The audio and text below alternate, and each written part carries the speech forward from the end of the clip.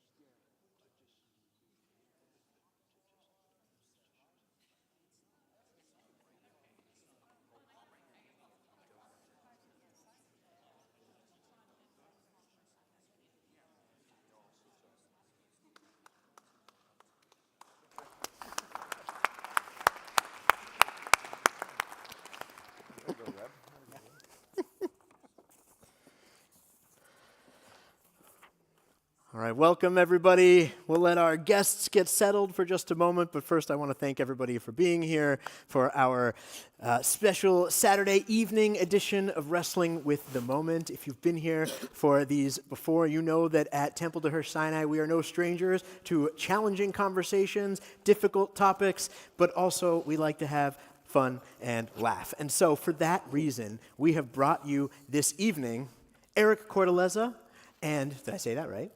Great. And Eitan Levine. Just kidding. Eitan Levine. So I'm going to sort of just get us right into it. I want to introduce these two gentlemen, and then I will give you a rundown of how this evening is going to go. But it is really thrilling to have both of them here, and it is thrilling to have all of you here. Let's start with who these guys are. On your left, you will see Eric Cortellezza. Eric, is Time Magazine, is it just Time? That's right. It's just Time. I know the magazine from waiting rooms, and also we used to subscribe. Used to. I shouldn't have said that. Freudian slip. This is when I lived at my home with my parents, back in the day. In any case, he is the senior political correspondent for Time. He covers Trump, he covers the American right, he covers national politics and international affairs, plus some culture, like small people like Bruce Springsteen.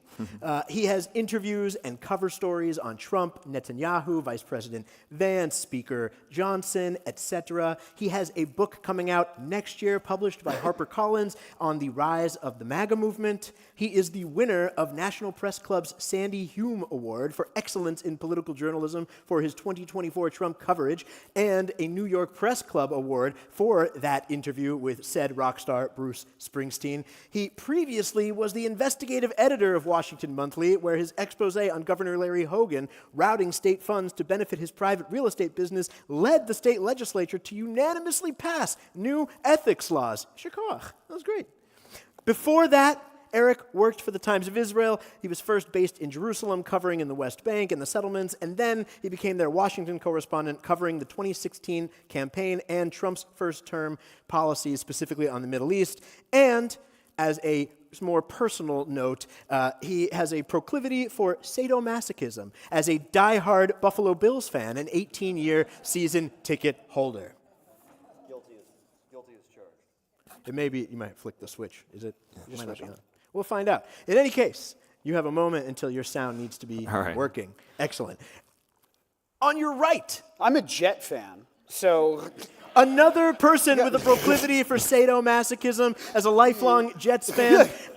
I have to tell, I relate to these individuals as a Reds and Bengals fan, but that is for later. We can all commiserate. Misery loves company. Misery loves the best company. part about being a Jets fan over the past 20 years was when Sam Darnold won the Super Bowl this year. Yeah. That's been the best part about being a Jets fan. Let's go. This is unity. Seattle to New York, you know? Just like, I always say, we as Cincinnati people, we share the Griffies, but you shared Sam Darnold, and that's a beautiful thing. It's beautiful. Beautiful thing. Eitan, in addition to being just like the most fantastic distraction I've met in a long time, is a writer and a comedian from New York. He has been featured on, small local access programming you may have heard of, like The Colbert Report, or really it was The Late Show with Colbert, Kimmel, The Daily Show, The Kelly Clarkson Show, Access Hollywood, MLB TV, it's my favorite, and more.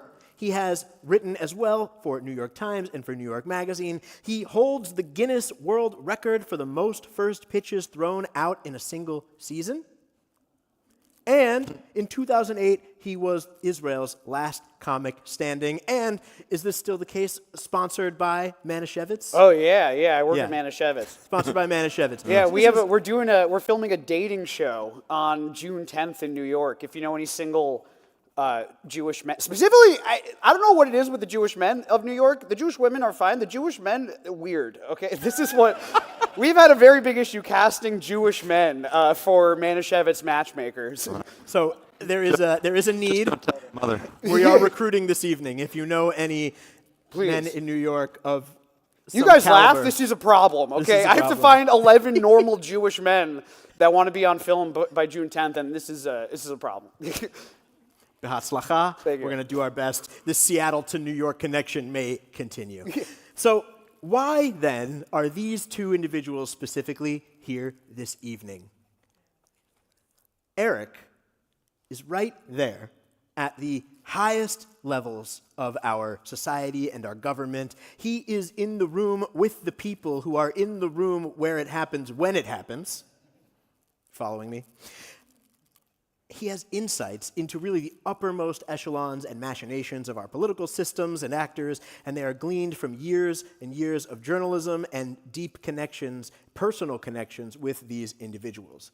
Eitan also interviews and connects with increasingly, I've been following you, increasingly high-profile individuals, but he also has, from a lot of his other work in comedy and journalism, an on-the-ground and I would say even most recently, an underground perspective on what is going on the streets, from his comedy, interviews, and personal experiences in the most recent Israel-Iran war, spending a lot of time, I think, was it 117 times? Yeah, I was in bomb shelters 117 In times bomb over shelters 3 in weeks. Tel Aviv, so Eitan was there. Between the two of them and their various levels of engagement with the same issues that affect all of us, we seek to gain a more holistic and nuanced sense of the eternal question of our current moment, namely, eloquently, what's going on?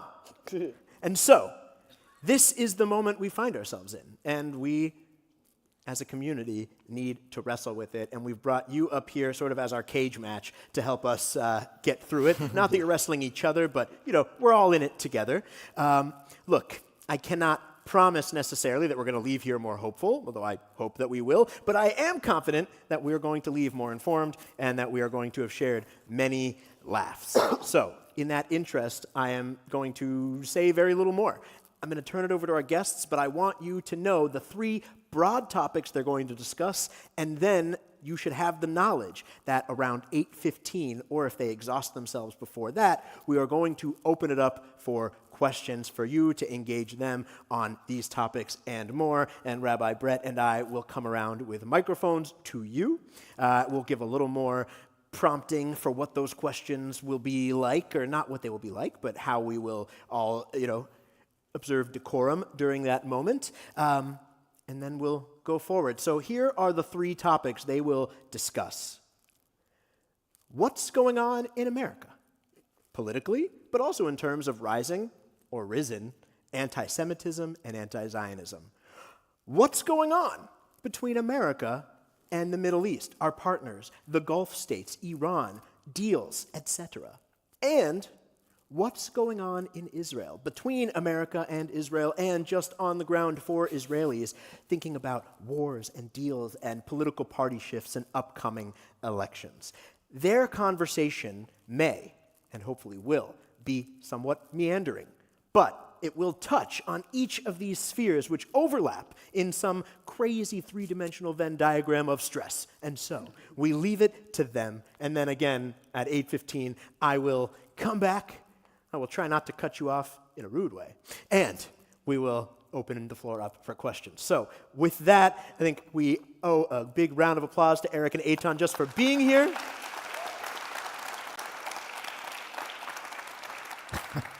And I ceremoniously hand this off to the two of you. So I ask the opening question, what's going on? I would just say, last time I was here, they were renovating this room. This room's gorgeous. Yeah, And I will make the same comparison, is that this is the nicest overturned non-dairy creamer cup I've ever had the joy of getting to talk inside of. What's going on in America right now? You, I think, are like Jeff. Jeff. Like Jeff said, yeah, thank you. Like Jeff said, you are in the room a little bit more than I think you've been doing this a little bit more than I've been doing it. My question is, because we were kind of like thinking about questions beforehand, what surprises you now about what is happening?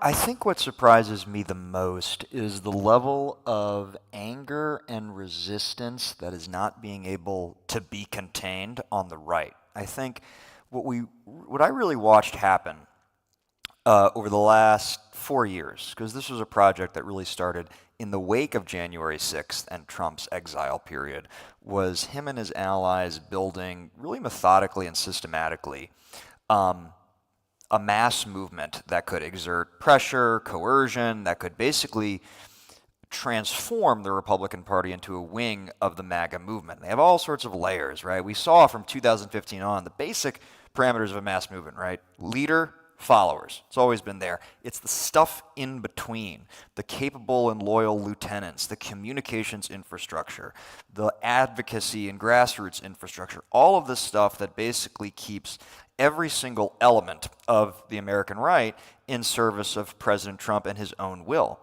And I think you saw that really work for a long time, for the first, let's say, 9 months of the administration, until there were really two cracks that led many of the sort of movement conservatives, the ideological true believers, the people who believed that there was an exchange, that there was a bargain involved, that they would support Trump, who they thought was maybe an imperfect messenger of their ideological crusade, but who would ultimately deliver on his promises.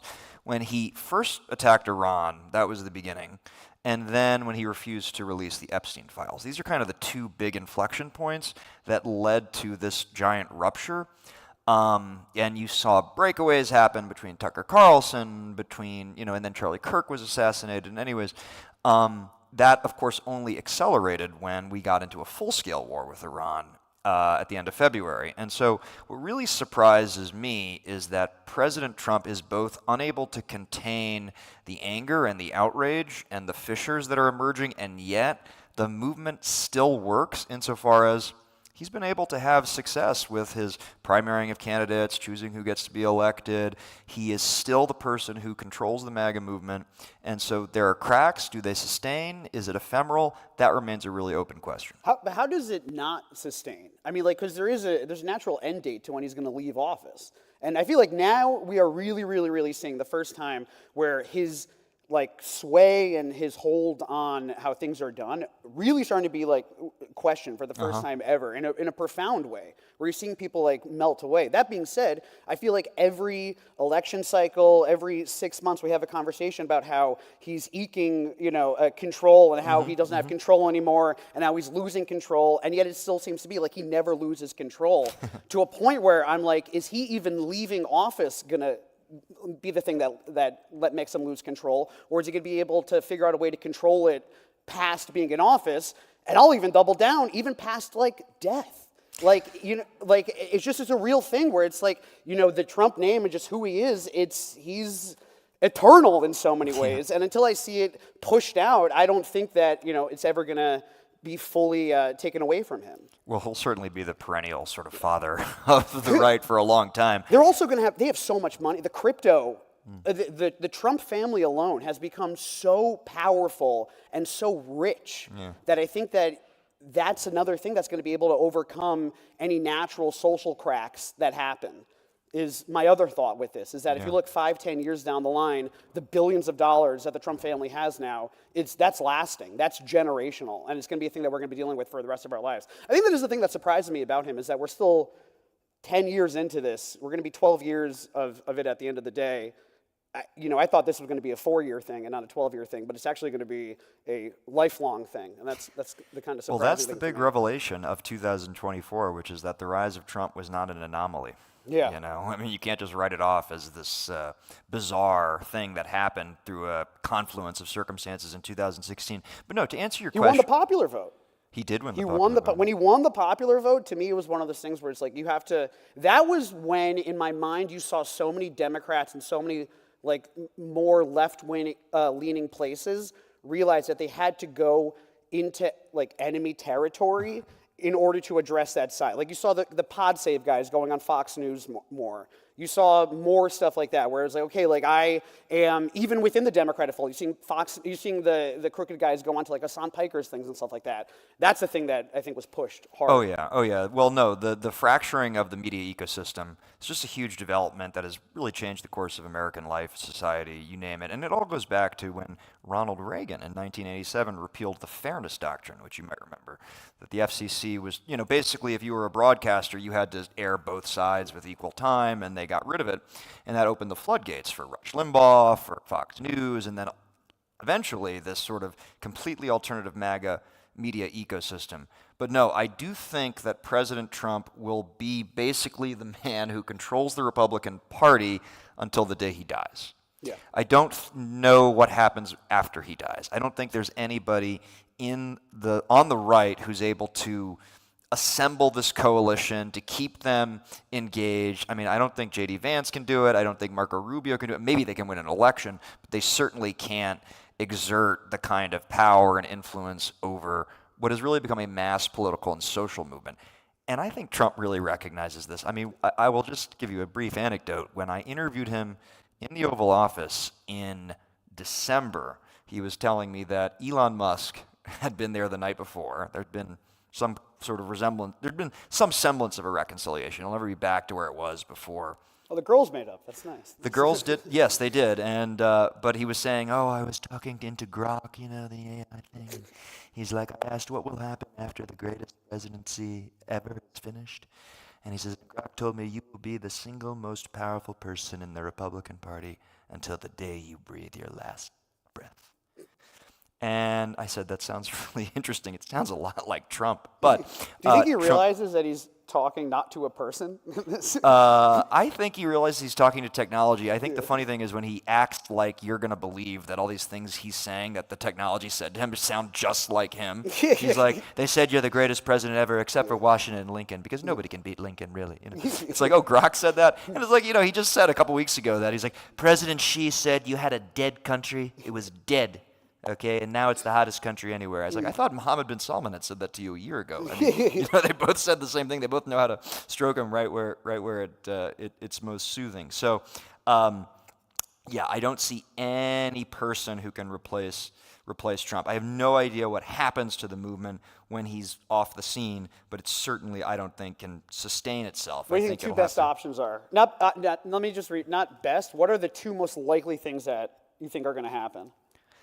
I think the two most likely things, well, I of course hate to, the question is not asking for a prediction, but I will say, I always quote Yogi Berra, who said, predictions are very hard, especially about the future. By the way, this event is sponsored by Polymarket.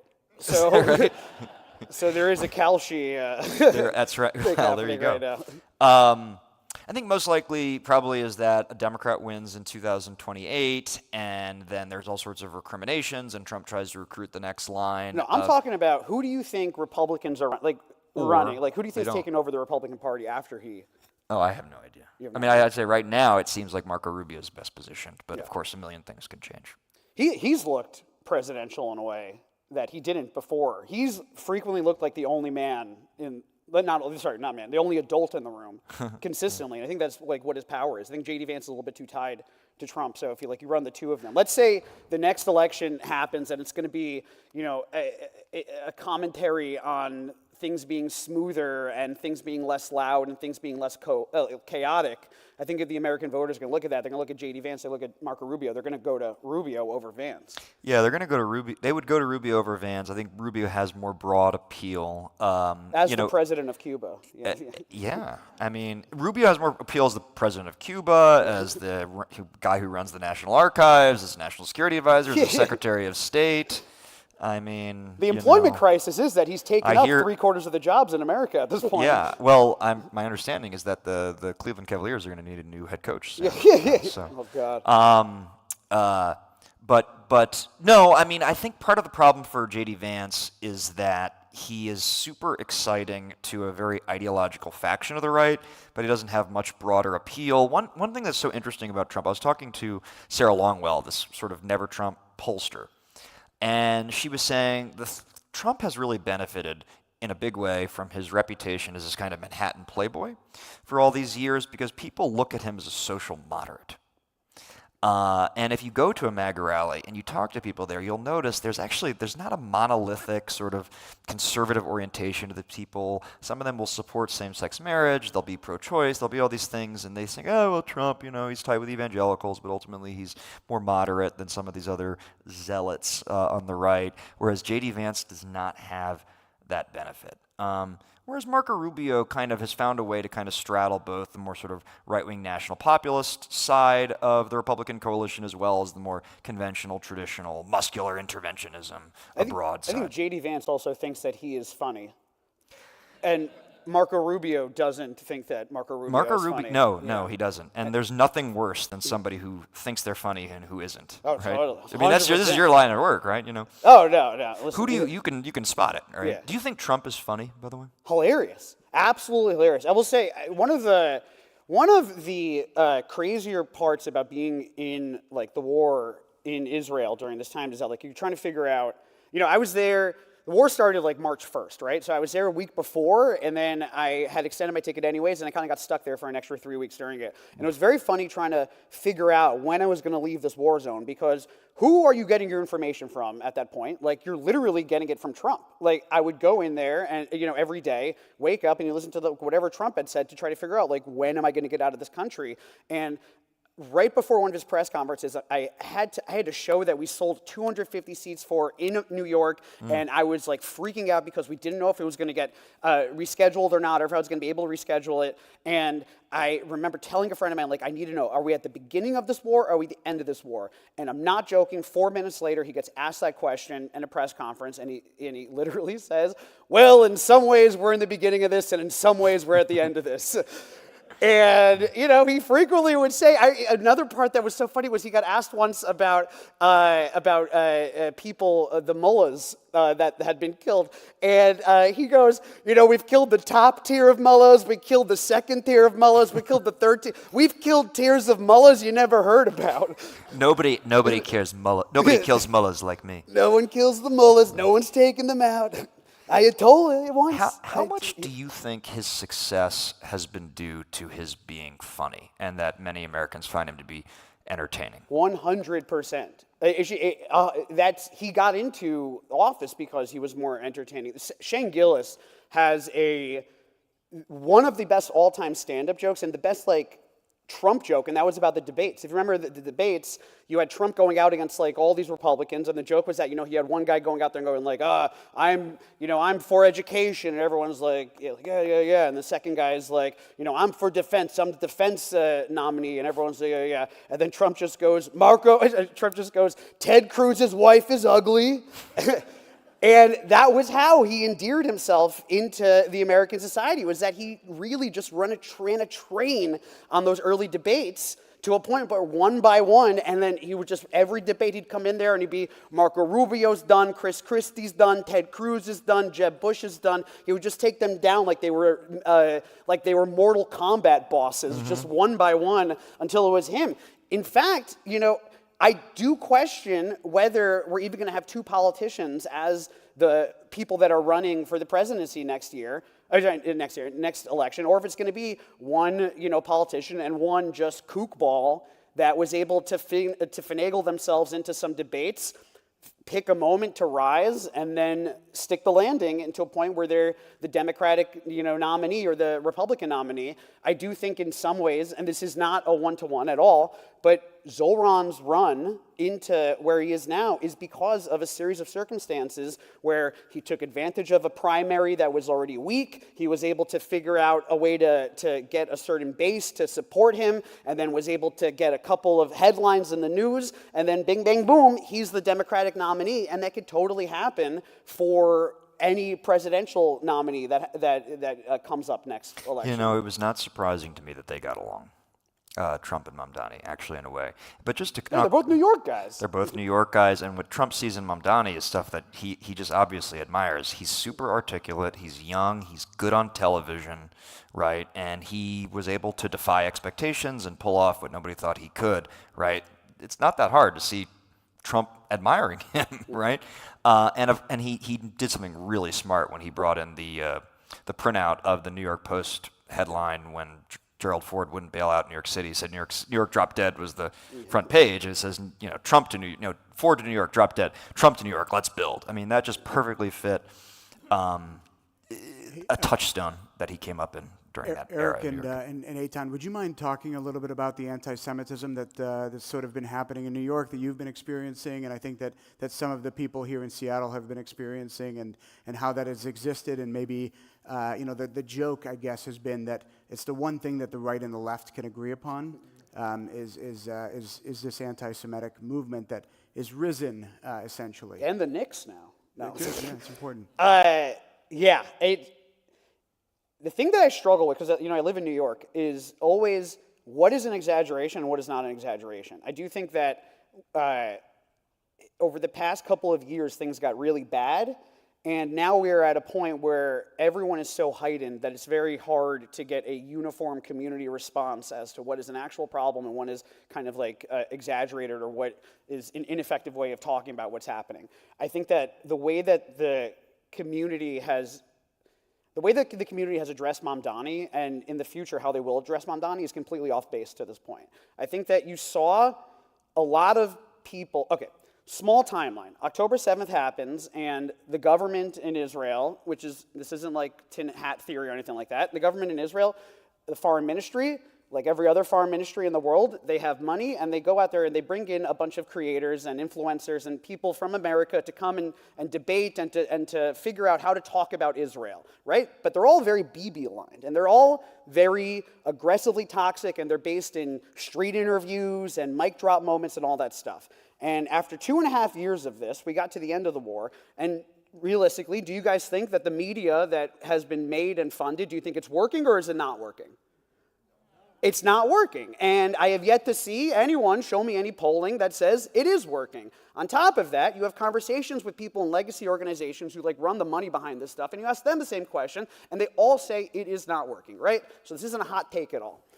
At the end of the war, the hostage families would start to get into fights with the American influencers. Let me reverse that. The American influencers were getting in fights with the hostage families because the hostage families were not in line with Bibi. They did not think that Bibi had done a good job, but there were so many large-scale protests that were happening right at the end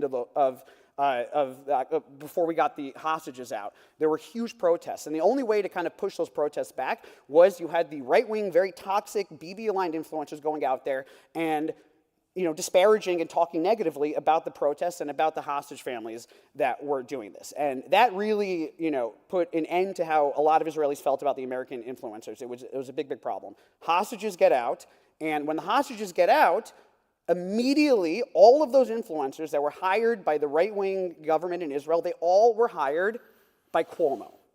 They were the ones that were hired directly, name by name, exactly the same people that were hired to figure out how to fight Mamdani. And the first thing that they did was they tried to paint, they said he's a jihadist, they said he's a this and a that. They immediately made him, the messaging went out there to make him insanely, just to overhype and to really just attack him in ways that I thought were very racist and were completely ineffective.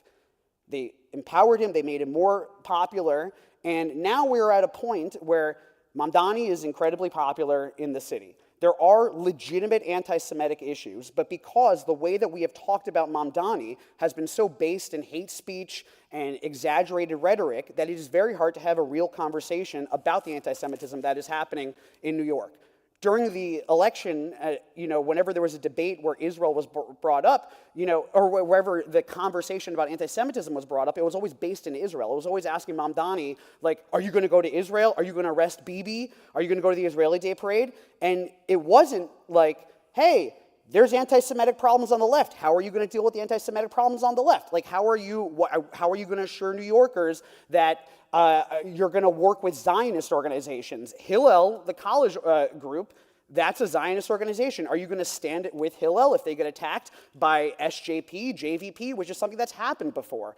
And there were very real questions that needed to be asked of him that were not asked. So it's very hard to kind of identify how bad things are because there's such an exaggerated, heightened, toxic culture around talking about what is happening. That being said, what is happening is very, very scary and very, very real. There are, we just had the Park Slope Food Co-op thing that happened where they're banning Israeli products, which, Israeli products are one thing, but when the vote to ban the Israeli products involves press conferences and it involves board meetings where people are comparing Jews to Nazis and where the board members are getting heiled on their way out of the food co-op, it's not about Israel. It is about hate speech, and you are seeing the hate speech. I've seen more swastikas in 3 years than I'd ever seen before. I've seen Hasidim getting beat up in the street. That's a thing I actually literally saw. There's real problems out there that actually have to be addressed, and going out there and exaggerating and hiding and attacking the other side in a way that is not accurate does not help the situation at all. Yeah, I think it's really interesting. There's separate things happening on the left and right. And as far as the sort of influencer question goes, Israel's Hasbara has been terrible for how long, right? And, it was really interesting. Shortly before he was assassinated, Charlie Kirk sent a letter to Prime Minister Netanyahu saying as much. And, his fear was he was seeing anti-Israel, anti-Zionism, and anti-Semitism, anti-Israel sentiment, anti-Zionism, and anti-Semitism rising on the right. And he was worried that what was happening on the left during the Bibi Obama years was happening now in sort of this environment of the war in Gaza, the war with Iran, his relationship with Trump, etc., and offered his services for free to help him improve the conversation right, to prevent this kind of fracturing, because the right was unified on Israel at the very least for a very long time. That letter was ignored. And after he died, it got out, and Netanyahu hired a new American-based sort of influencer guy who actually was Trump's social media and campaign manager at one point. And it's not working either. And, I think on the left, so much originated from October 7th and the images that we're seeing.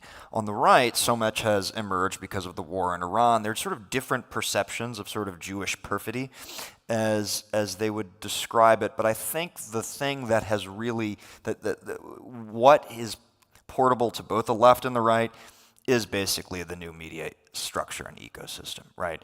Part of the reason why the war since October 7th was so much more galvanizing than previous conflicts, even though it was always a very similar kind of rhythm, right? Of, Israel's attacked, Israel has to attack these weapons depots, Hamas deliberately embeds it in densely populated civilian areas, it leads to civilian casualties, there's tragedy, human shields.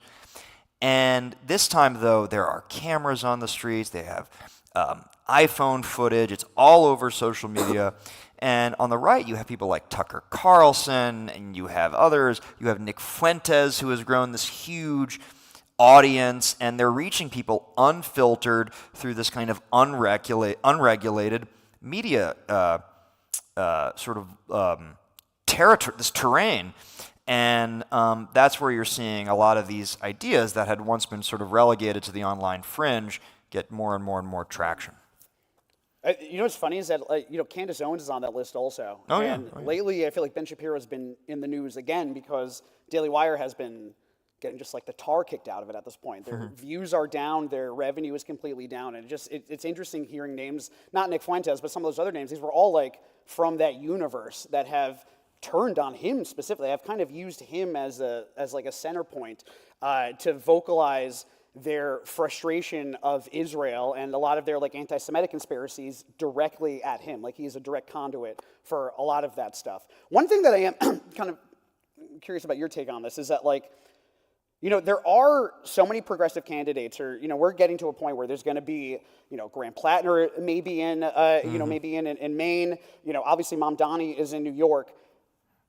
I personally found out, so in New York, in the Jewish community, there was a recent conversation about the Shavuot Jewish party that had happened at the mayor's office, where a lot of organizations had boycotted, or there was a lot of rabbis that had said that they were not going to attend the Jewish Heritage Party at the mayor's mansion. So I went to this party. It was totally fine. It was, it is what it is. It was boring. It was three speeches where three politicians brag about bills that they've passed that you have never heard of and you will never hear of again. That is what. But did you get to hand out any of your Manischewitz? Well, the issue is that there wasn't a lot of food. Now, why is this important? Because it was sponsored. So while I'm standing there, the mayor is up there and he's talking about the sponsors of the event, and he mentions three sponsors, and then he mentions JVP. So JVP was one of the co-sponsors of the event. Now, afterwards, I text this Jewish guy. Now, JVP, if you guys don't know, Jewish Voices for Peace or Jewish Voices for Palestine or whatever, Peace Palestine, largely non-Jewish group that has really made their entire thing hating Israel, and unfortunately, a lot of the attacks, the verbal attacks, the physical harassment that's happened to Jews on campus has come from JVP, right? So he says JVP is one of the co-sponsors. I text the Jewish community person there, and I say, hey, I want you to know, thank you so much for inviting me. I really did not appreciate JVP as one of the sponsors. And then I find out something fascinating. The reason why JVP was a sponsor was because, and doesn't leave the non-dairy creamer cup, okay? One of the reasons why was because they approached other Jewish groups, and none of the other Jewish groups wanted to sponsor it. So what happened was that JVP was able to swoop in, and because of JVP's charter, JVP would have taken themselves off of the sponsorship list if a single Zionist organization would have, not even Zion, I don't want to use the term Zionist, if a single pro-Israel organization had sponsored the event, they would have taken themselves off that. And when I heard that, my immediate thought is, in the back rooms, are the Jewish leaders of New York deleting themselves from this conversation? Are they unwilling to go and meet with the mayor? Are they unwilling to go and at least talk to him? Are they, to me, there was such a failed, missed opportunity. You want to say Jews should not be not going to those events. They should be going to the events, standing front row and respectfully letting the mayor, letting whoever else know that pro-Israel Jews in New York do exist. And it would have been terrible if that room was all anti-Israel Jews, and that is what is going to happen if Jews don't go in and cement themselves and continue to sponsor events that we've sponsored in the past. it was something that was fascinating to kind of like see how that happens. And there was a little bit less of a version of this, is that a couple of months ago, there was a conversation about Citi Field and how Citi Field, where the Mets play, didn't have a Jewish heritage game this year. Do you know why that didn't happen? Because no Jewish group sponsored it. That's why this didn't happen. So the Jews, we've spent a tremendous amount of money, assets behind October 7th and behind, bring them home stuff, which is very, very important. But the thing that we also have to do now is cement ourselves and normalize ourselves in the community. And the way to do that is to not cross your arms and say, I'm not going to go talk to Zoran, is to put your flag down and say, Zoran is coming to meet us on our own turf. It's not crossing your arms and saying, I can't believe the Mets didn't do a Jewish heritage game. It's calling the Mets and going, hey, I'm going to pay the money to sponsor this thing, and we got the money. Come on. Yeah, no, I mean, it's telling that Donald Trump showed more courage with Mamdani than the Jewish leaders. 100%. But no, I think that's a really important point, which is that a lot is lost through that kind of retreat. I mean, it reminds me of when Netanyahu would not allow Ilhan Omar to visit Israel on the West Bank. I mean, this was such a significant development because it was for so long the crux of Israel's argument was, come here, see what we're dealing with, see with your own eyes, watch, the challenge of the checkpoints, and, learn the history of the Second Intifada and pregnant women crossing the border and blowing up a Sparrow or something like that. And it's just very similar. It's the same parallel, which is their refusal to talk with Mamdani and engage with him.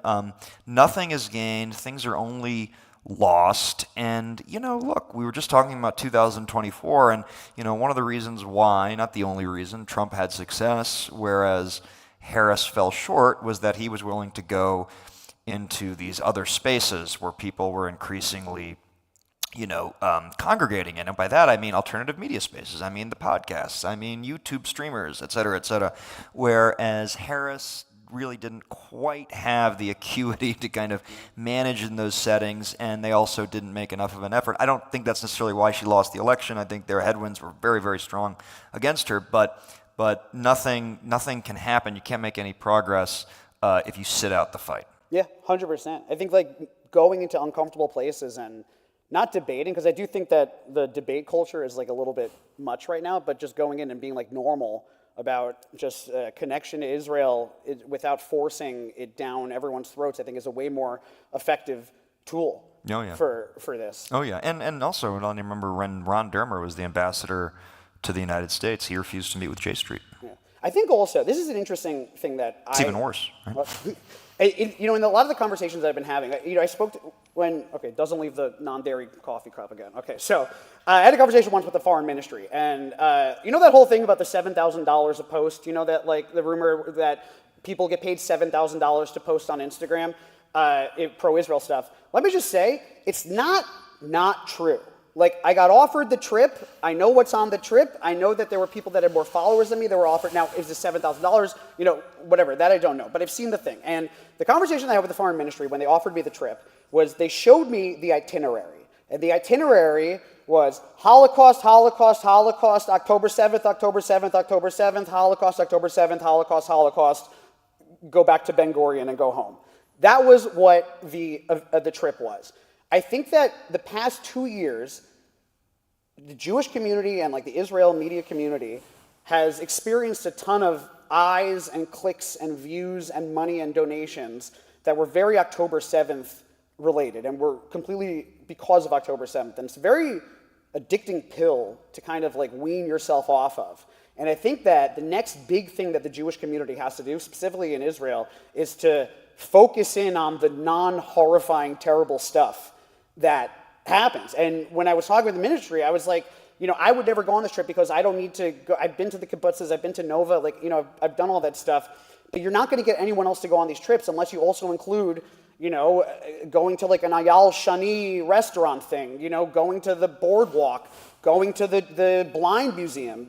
There's things, it's a real fascinating country out there that they're afraid of acknowledging, and they're almost afraid of opening up the doors because they don't know how it's going to be received, and they don't know if it's going to be received like peacefully or it just seems like there's a hesitation to react or to acknowledge anything that isn't like October 7th based. And I'm hoping that like over time there is like a weaning off that happens. Yeah, no, I think so. I mean, people have short memories. Jews don't, but everyone else does, right? I think that if people keep on bringing up AIPAC as a thing, I think that like over time the short memory thing is that if you keep on attacking AIPAC and you keep on attacking things over and over and over, it becomes cringe.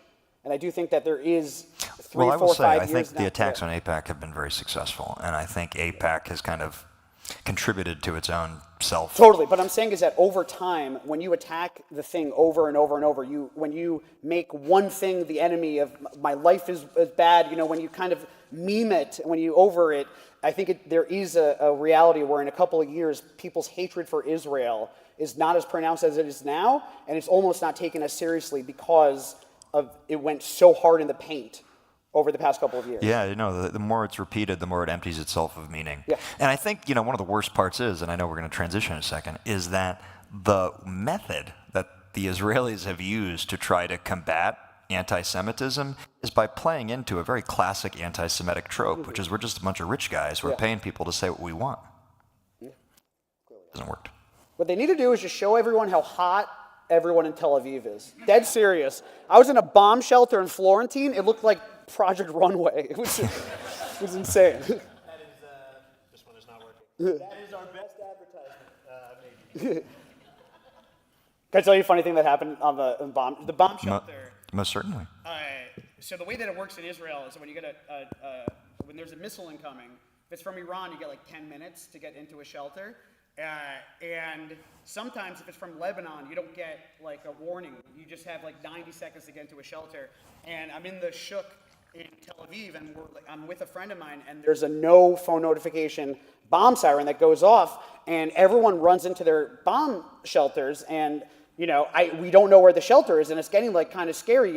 A minute into running around, we're not finding anything, and then in the corner of my eye, a Chabad beacons like a beacon of light. He's like, you come here. And me and my friend walk over to him, and I swear to God, he just goes, have you put on tefillin today? And I'm like, Moishi, get in the shelter. I don't want to hear it. And there were so many little instances that happened. That is great. Yeah. How did you get out, by the way? How did I get out? Yeah. What's funny is that the first thing that happened when you were trying to escape was that there was all these repatriation flights. And they'd be like, okay, you're going to go to Eilat, and Eilat's going to take you down to the border by Egypt, and then they swear to God, they were like, bring extra money, you're going to need to bribe a border agent, then you go down to Taba airfield. From Taba, they're going to fly you to Bucharest, and from Bucharest, they're going to fly you to Greece, and then you're going to go home. I was not doing any of the repatriation flights. So what ended up happening was that I waited there for for 3.5 weeks. Eventually, I went out through Athens to Germany, I think, and then back home. After Hania was assassinated, I was stuck there, and I had to go into Amman to fly to Rome back to the United States. I would never do it. It's funny that during the 12-Day War, there was a bunch of comedians, non-Jewish comedians, who were on tour in Israel for the 12-Day War, who just got stuck there, and then they had to kind of like route out through Amman also, and it was very funny watching their terrifying journey. Yeah. Well, we're glad you both made it out and made it here, and we're also glad for you to be open to our questions. So we so appreciate that. I just want to make a note. I want to introduce a term that my sister coined years ago when I was in HUC. That's the place where we learned to be rabbis, and I would get frustrated by how long it would take my classmates to ask the questions that they were asking. And so I called my sister, who is a rabbi and had done it before me, and I said, Rachel, this is crazy. I want to learn too. What's the question? And she said, it sounds like people are asking questures. Questures? What's a question? It's a question that's actually you giving a lecture. And there is a time and a place for that. And it's not here. So just know we will appreciate your questions to be somewhat brief. Don't censor yourself, but we really want you to ask the question. If there's a little bit of context required, that makes sense. But let's keep it brief and know that Rabbi Brett and I are, we are not New York Jews, but we grew up around them, and so we have no problem cutting you off if it's going a little too long and saying, that's so fascinating, please let us know what you're trying to ask these gentlemen, and we'll get there. But that's all. Please, if you have any questions about these topics we've discussed and or more, we're going to come do that now. While Rabbi comes to you, I'm going to get some water for these guys. Hey. And I will maintain, can you hear me? I will maintain physical control of the microphone, just to be clear. This is like the Maury show. I mean, you don't cross Rabbi Brett. I actually just wanted to ask, actually wanted to ask both of you about normalization of anti-Semitism in the spaces you are in. I've seen some stand-ups that are getting heckled, and then also just within political both sides. How are you seeing a rise of normalization of anti-Semitism? Okay, so the first thing is that in the comedy community itself, it's like every other industry since October 7th. It's October 7th. You know, I've had to delete myself through parts of it. There's places in Brooklyn I just don't go to anymore because of the stuff that was being said about me. Not for what I was actually saying, just for the fact that I had a connection to Israel, that my sisters live over there. You know, I'm online. I'm very anti. Bibi, I'm anti, I didn't like the war, everything like that. And it was still enough to get me labeled as like a genocidal, lunatic in spaces. And what had shocked me was that the bar for getting labeled this stuff was so low. This is the joke that I said once on stage that fully led to group chats about me. And the joke was that my sister was getting married in a vineyard outside of Jerusalem. And there's a little bit lead up to this, but basically the joke is that my sister was getting married in a vineyard outside Jerusalem. During that time, there was a little bit of a flare-up that happened, and that, in my mind, could have been a time when all of the Israel-Palestine stuff could have been simmered, because my sister was getting married in a vineyard.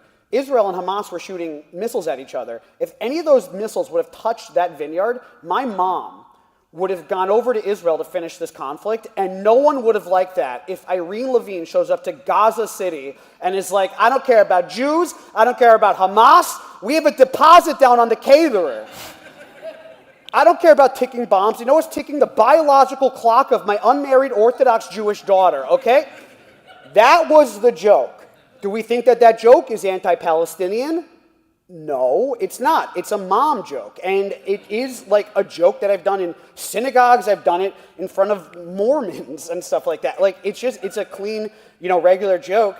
But that joke got me, barred from sections of Brooklyn because it was acknowledging that Israel existed. And that was it. And when I'm having these conversations, I'm like, there's no way to feel like it is not Jew-related, because of the stuff that is being said. When you hear someone say Zionist, Zionist, Zionist to you, over time you're like, just say Jew. I know what you're saying. When you're talking about the dirty Zionist landlords and their Zionist banks. This is a Renan Hirschberg joke. When he's talking about dirty Zionist landlords and the Zionist banks and the Zionist, media and the Zionist, whatever, that's about Jews. And I do think that there is a normalization problem that does happen in society, that I've seen things, you see people say things in life that I would hear my grandparents talk about, and in 90s and 2000s when my grandparents were alive, and you'd hear them say this stuff, and you'd be like, yeah, that'll never happen. That's not gonna. When am I gonna see swastikas in the wild? And now we do. So I do think it's a real thing. How to normalize ourselves? It's by showing up every day and just continuing to exist, to not letting the toxic, angry side of the Jewish experience, don't let that define the entirety of the Jewish experience. It's to go out there and to, when you see influencers online that have come in since October 7th, a lot of them can't do non-hateful stuff. I'm like, do a Hamantashen video, do a video about Kaparos, do a video. There's a million other non-angry, non-toxic things in Judaism that I think that everyone has an ability to focus on, and we need to start focusing on that stuff a lot more. The anti-Semitism will be there, and there will always be a fight for it, but the way to normalize is just to live and to experience the positive without the negative having it define the Jewish experience. Yeah, I think that a lot of where the normalization has occurred has been through the non-subtle conflation of Zionism and Jewishness. And I think, what you've really seen is an opening of the floodgates in terms of people are more comfortable kind of letting their prejudices be seen. I think there isn't a cost as much. There isn't as much as a social cost as there used to be to sort of, casually saying, well, this Zionist newspaper or this Zionist thing, and you're really saying, or like the Jews control the media, the banks, whatever, sort of Rothschild-like tropes and stereotypes is partly because there has become a kind of little catch-22 that very clever people like Tucker Carlson and others on the right and on the left have employed, which is that if there is a social cost imposed on people for revealing their prejudices, then it's a form of censorship, then it's a form of canceling, right? The backlash to cancel culture, right, or you might even say the excesses of what was going on at that time, has really boomeranged back, that it's made it much more difficult to police this kind of thing or to nip it in the bud. So I do think there is a normalization happening. I do think people are more comfortable. And, I don't know what the solution is, but it's definitely a problem. Can I ask you a question? Yeah. Should we use the term Zionist? I think so. Why wouldn't we? Doesn't poll well? I think that there's no unified definition of the word Zionism at this point. I think that whenever the term Zionist or anti-Zionist are brought up and debated, it's always two different people or two different groups that are yelling past each other. I think that the term is so complicated that if we can't define it, which we can't, then I can't expect others to understand when we are telling them about anti-Zionism or anti-Zionism or Zionism. I guess. I mean, it was very interesting that the editor of The Economist interviewed Tucker and asked if he considered himself a Zionist, and he says, well, you tell me, what's a Zionist? And that's a good impression. She did not have an answer. I mean, and it was kind of embarrassing for her. I think I do have an answer, which I think it's that the Jewish people should have a nation state of their own in at least part of their ancestral homeland. But the thing is that we all have like a definition to it. Like to me, the definition is just like it exists and Jews could live there, and that's it in my mind. Like the idea that the state exists is kind of like where it stops and ends at this point. Well, I'm not so sure. I think that is where the conversation is. And by the way, this leads you up to another point, which is that the conversation in the United States is so much more brittle than it is in Israel. It's much more interesting to talk about these things in Israel because it's just not as confined to all these impossible corner arguments about the definition.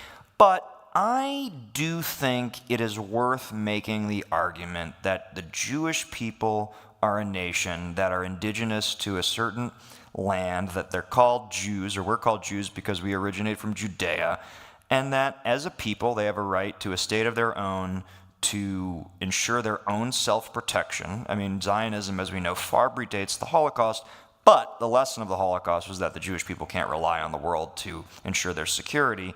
And that this is a lot to put on a sign, by the way. Yes. Well, fortunately for me, I don't. That's not my job or responsibility. But it is a difficult and complicated task. But I guess I just don't think that it behooves the Jewish people to retreat from the sort of central moral claim of the Zionist experiment. I agree. I think that I just using the term.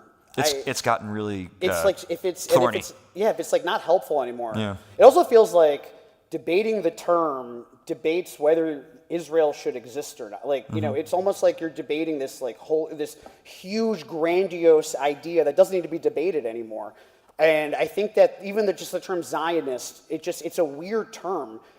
It feels weird saying it. It feels, a certain way, and it also doesn't poll well. There's another thing that I think realistically Jews need to look at polling, and we need to look at how non-Jews, we are terrible at talking to non-Jews. We are miserable at talking to non-Jews. If there's one thing that every Jewish organization I've ever talked to agree on, it's that we do not talk to non-Jews well at all. And I do think that it is a problem that we shove the word Zionist, not that Zionism is bad, but using the actual term and forcing it down non-Jews' throats is not an effective tactic. Especially, when last year I was in Reichman. I'm about to go back to mentor a Reichman University birthright thing. And the reason why I'm going back is last time I was there was a class I was taught by the communications director, who is the one that advises the IDF about polling and about effective messaging. And seeing that the word Israel polls in the mid-40s, and seeing that the term Zionist polls at 13%, it's a real question of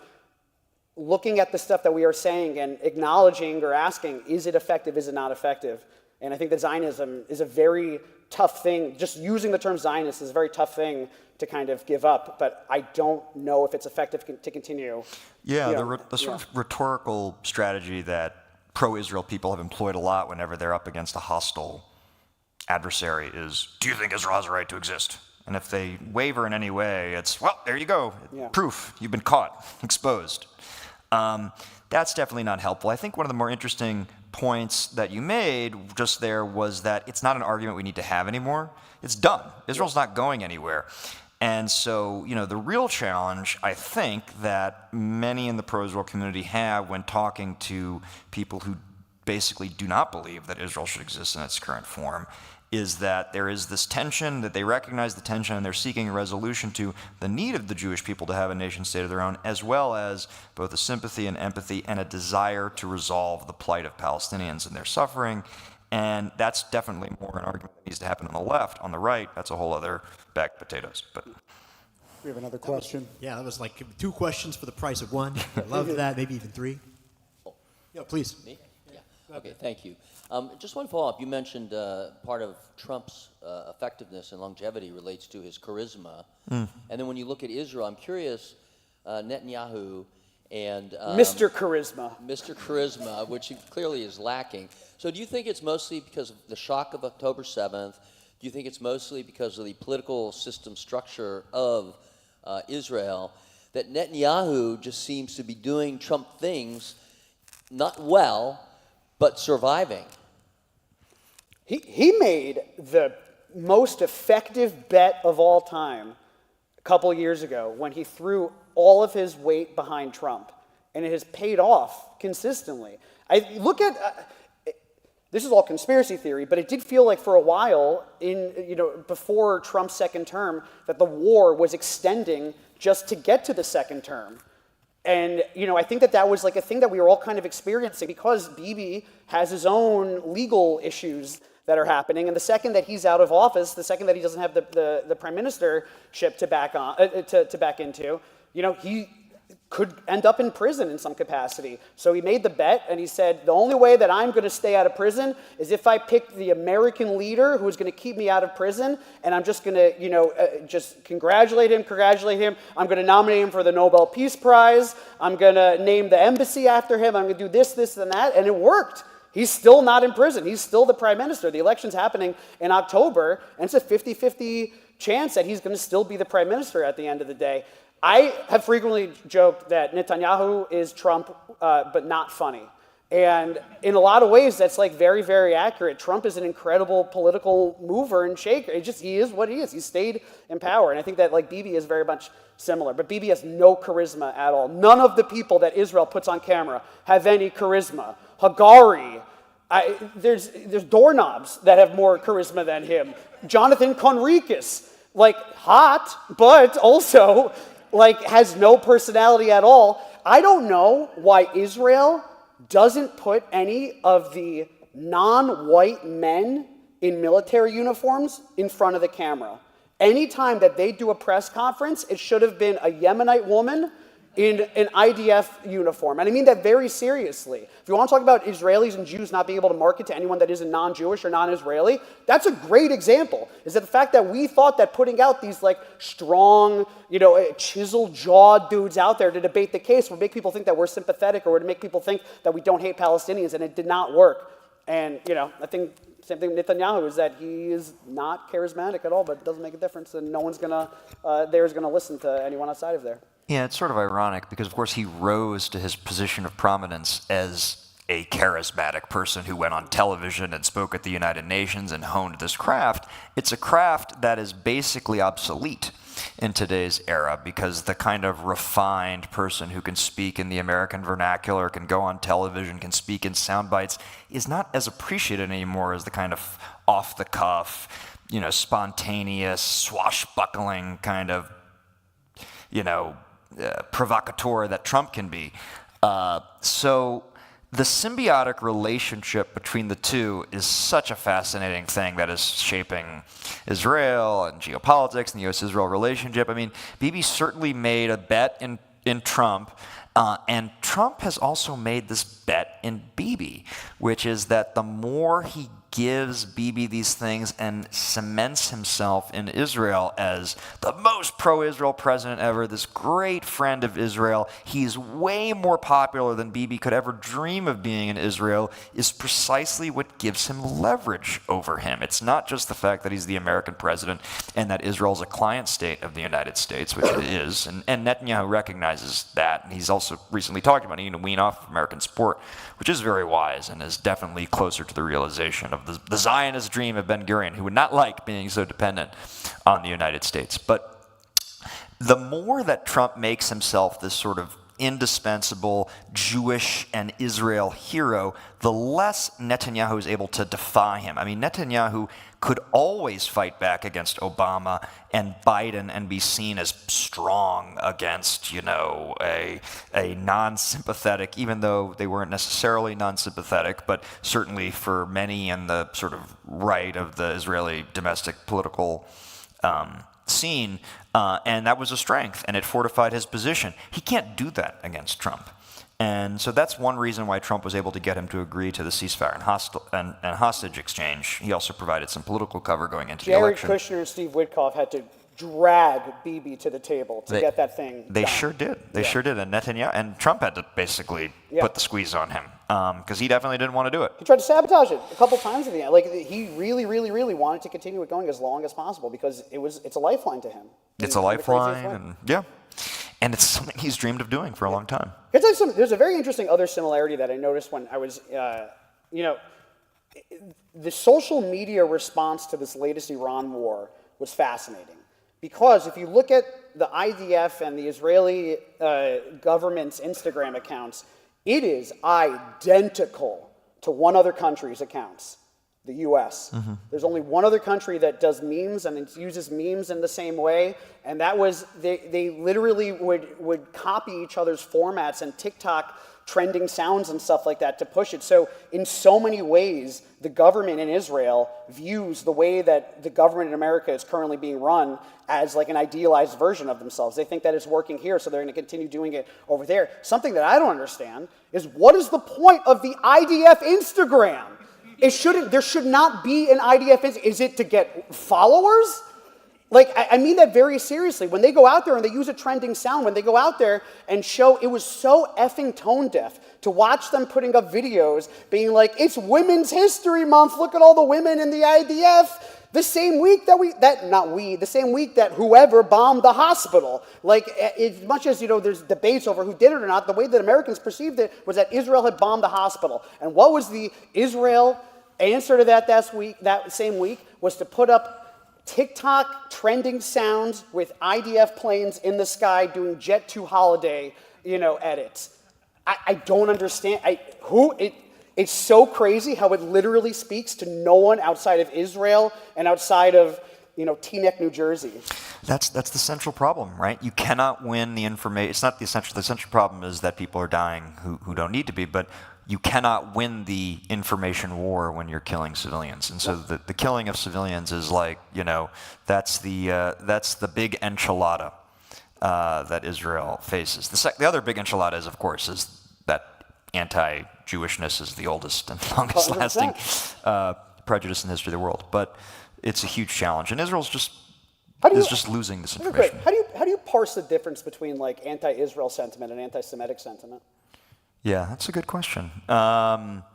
Journalism. I don't know. I mean, anti-Israel versus anti-Jewish? When someone comes out there and says, I am critical of the Israeli government, that's like the theme of what is being said. I don't like the Israeli government. How do you parse when that person is being anti-Jewish, The reason why they're asking this is because of a deep-seated hatred towards Jews. And how do you identify when it is a genuine question from someone in the movable middle who does not? My firm belief is that 95% of people agreed on Israel and Palestine. It was the 2.5% on both sides that made their entire career, making it seem like people didn't agree with each other. That was their entire thing. We did it and they did it also. But that also means is that there has to be a way to determine when something is actually hatred towards Jews and actually like, hey, I don't like that I just saw a kid blow up, you know? I have a hard time, I guess, devising a formula. I guess I kind of think there's always some sort of individual assessment that has to take place. But basically, I would say that you have to just assess the nature of the criticism that they're leveling. You know, if it's about a policy or a decision or an action you don't agree with. But if you hold responsible the sort of essential Jewish character as being, you know, the culprit of the perfidy or the wrongdoing, then I think that's where you get into sort of anti-Jewishness. Yes. I think that's, thank you so much. I mean, amazing answer. We deal with all Jew hatred on a case-by-case basis. We are going to take another question from here in the front. Did you have your question still? I have one statement and one question. I get a thing from Israel talking about nice news. I think that Israel does a very poor job of publicizing all the inventions, the technical ones, the medical ones, that we all, the entire world, benefits from. Okay? That's my statement. And my question is, you said something about Hillel, and you said it was a Zionist organization. Could you clarify what that means? I think I'm confused about just being Jewish or being Zionist. What's the difference? You guys should answer that question. There also is a person who works for Hillel International in the room if you're curious about their responses. It's my wife. I was lying. Yeah. No. Meg, can I put you on the spot for a second and explain what that means?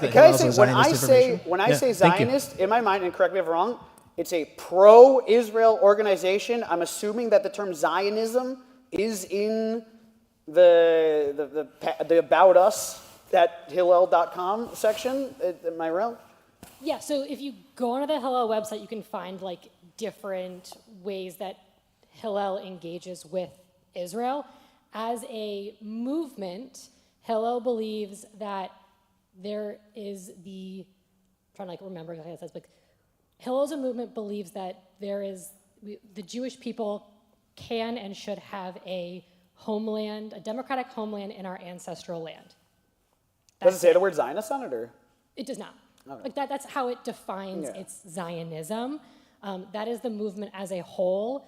Across the country, each Hillel on each different campus is its own independent 501c3 for the most part, and how each campus then enacts that, lives that, interprets that is different. So what happens here at UW is different than how USC engages with it and all of that. So it's different campus to campus, but as a movement, that's how Hillel kind of And to be honest, recently there's a debate that's happening in Hillel now about Israel speakers, if I'm not mistaken, that there were some speakers that Hillel didn't let, and then, I don't want to speak with some, because I don't know, but what I do like is that the conversation is happening in the Hillels, is that they are starting to figure out how they talk about Palestinians, and how they, again, because this was if you went to Hillel before October 7th, this was not something that they didn't make it their entire thing, but, the idea of Palestinians, the idea of how do we interact with the Arabs is a thing that they acknowledged. And I think that it's really great that they are getting to a point now where they are having those conversations with the Hillel International and Hillel chapters about how the students feel about talking about Israel. And I think that college kids don't talk about Israel the same way that we talk about Israel, the same way that older people talk about Israel, the same way people my age talk about Israel. It's a completely different relationship to them. And I do think the genuine joy stuff is the way you get to them is by pushing the positive stuff in Judaism, the positive stuff in Israel, in order to get them on board with Israel. And the way to do that is to not force them to take a specific ideology. So I do love that Hillel is at least having those conversations. think there's a question that you're tracking over there, and then I've got a couple over here after that. Great.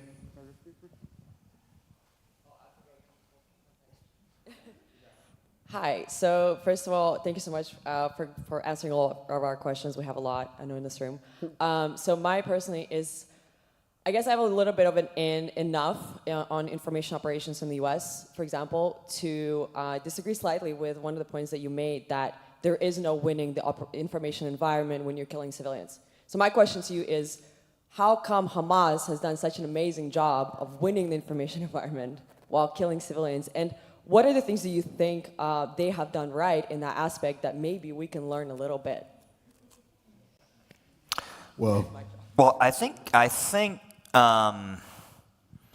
the basic reason is that they first off, people's memories are short, and October 7th was something that happened. It was awful. It was horrendous. But then it was over. And, for the Jewish community, it's a great trauma, right? Of course, the great psychiatrist Bessel van der Kolk at Harvard talked about, the heart of trauma is something that an event has happened, but for the sufferer, the victim, it's not over, right? You're stuck in this. But the ongoing campaign in Gaza was still going on, right? So it's like, we're talking about, they're talking about something that happened 3 years ago, where it's still happening now. So if there was an October 7th every day for the last year, 2 years, I think Hamas would have had a much harder time winning the information war. And that's basically how I would frame the conundrum. Can I ask you a question about that, Eric? Do you genuinely, it sounded like, and I just want to push back a little bit, it sounded like you were equating what happened on October 7th with an ongoing desire to eradicate a terrorist organization. No. Okay. But we're talking about the information war. So obviously the conflict, in Gaza is a war of self-defense. It's an existential war. But that doesn't just change, and we're talking about perception, we're talking about the way in which the information war is being waged, and the basic fact you can't get away from is that every day online and in newspapers and on online television, innocent Palestinian children were being killed. And in that environment, it's basically impossible. It's very hard for Israel to win hearts and minds, as the saying went during the Vietnam War. Just to follow up on that, as a person who you have said to me calls balls and strikes, right? As somebody who is reporting the objective facts on the ground, how do you observe what's happening on social media in a way that it is enveloping traditional media, traditional streams of media, in a way that is hundreds of millions, if not billions of people are receiving much of their news from non-traditional sources? Yeah, there's no pesky editors. There's no context. There's no, all the stuff that we value and prize. And it becomes a visual medium now, especially TikTok and Instagram, which are basically the most powerful in this space. I think that's one thing that Netanyahu basically said to me is one thing they really underestimated. And I think he's not genuine about a lot of things he says, but I think he's genuine about this. We underestimated the power of TikTok. Because it's all in the image, right? It's all in the visual. It's like, there's a saying in politics, right? You campaign in poetry and you govern in prose. So when you're governing and you have a really big catastrophe or a crisis or something you're trying to deal with, right, and you're losing public sentiment, every president knows this, it doesn't matter how beautiful the song you're singing or how gorgeous the poetry might be. If the problem is so big and it's right in front of people's faces and it can't be ignored, you can't sing around it. Do you think that there are a mainstream, typical, traditional media who have sort of dipped their toes into this sort of sensationalist, unvetted media in recent weeks? New York Times. I didn't say anything. The thing about the New York Times that was crazy to me is that it's out of brand for them. It was like, I know that The Jews and the Palestinians, one thing that they agree on is that the New York Times hates them. Like, that's what the Palestinians think, that the Times hates them. The Jews think that the Times hates them. And, the answer is somewhere in the middle, where the Times hates both. No, I'm joking. The thing that shocked me about the Nicholas Kristof thing was that it was such a crazy conspiracy to push it. It felt so out of pocket on their side. And it was the same week where that Eurovision article came out, where New York Times wrote an article about how Israel was using Eurovision as a tool for soft power, which it does, like every other country does. It would be crazy if any of the countries were using it for hard power. I said this on Instagram, but it would be insane if Sweden was sending 10 twinks in Lycra vests to go to negotiate the Strait of Hormuz. That's not how this works. And it was the fact that those two articles dropped at the same exact time that felt to me kind of crazy. And just also, I want to point out, by the way, on the question of Hamas, the Qatar funding and all the other funding sources that we've learned about and how they've infiltrated colleges and stuff like that. That's very accurate and very, very real. Israel isn't cool to kids. Most people view Israel as a cause that their parents took up and view it as a leech on society. And I think that Jews and the Americans, the Israeli, whatever, we have to acknowledge that. And once you acknowledge that, then you can figure out how to deal with stuff going forward. I think a big key to that also is that once Israel cuts financial defense ties, which is something, not defense ties, but the financial, once Israel stops taking money for defense stuff, which is something that Netanyahu wants and JVP wants, once that happens, I think that there is going to be a more normalized relationship between Israel and America. And once America stops viewing Israel as a mooch, as a leech, which is something they do, I think then we're going to be able to really reevaluate how to deal with these two countries. That will be a very unifying thing. And the other thing I would add is that it's always been a kind of cool thing on the left to be pro-Palestinian. Mm-hmm. It's always been the case. But one thing I would note is that where you see these kind of campus sit-ins and this really strong pro-Palestinian activism, where is it happening? It's happening at Columbia, it's happening at Oberlin, it's happening at Harvard, it's happening at very elite, private, prestigious schools. It's not happening in universities that educate 95% of American students. In fact, it's very concentrated in front of a few schools. I mean, it's really something that happens among the elites more than anyone else, I think. I mean, that's why you're seeing Jewish college kids are going to the South. There's something I can't get over when I think about the debate in Israel-Palestine. It's that as much as Israel's standing, and Israel polling-wise doesn't do well, obviously, Palestinian support skyrocketed and plateaued. Sometimes it wanes a little bit, which means that whatever group is the least annoying of the two, will ultimately win. The problem is that, no offense, these are the two most annoying groups of all time. The Israel side and the Palestinian side, it just is what it is. And when you go to the Jews and you say hey, can you be a little bit less annoying, whatever, they just go, what are you talking about annoying? Look at this slideshow on data that I have that proves how not annoying we are. That is a significant part of this, where just the group that is ruining less things day to day, the group that is protesting less sports events and everything like that, that's the group that eventually is going to kind of come out on top. Mm-hmm. Thank you, guys.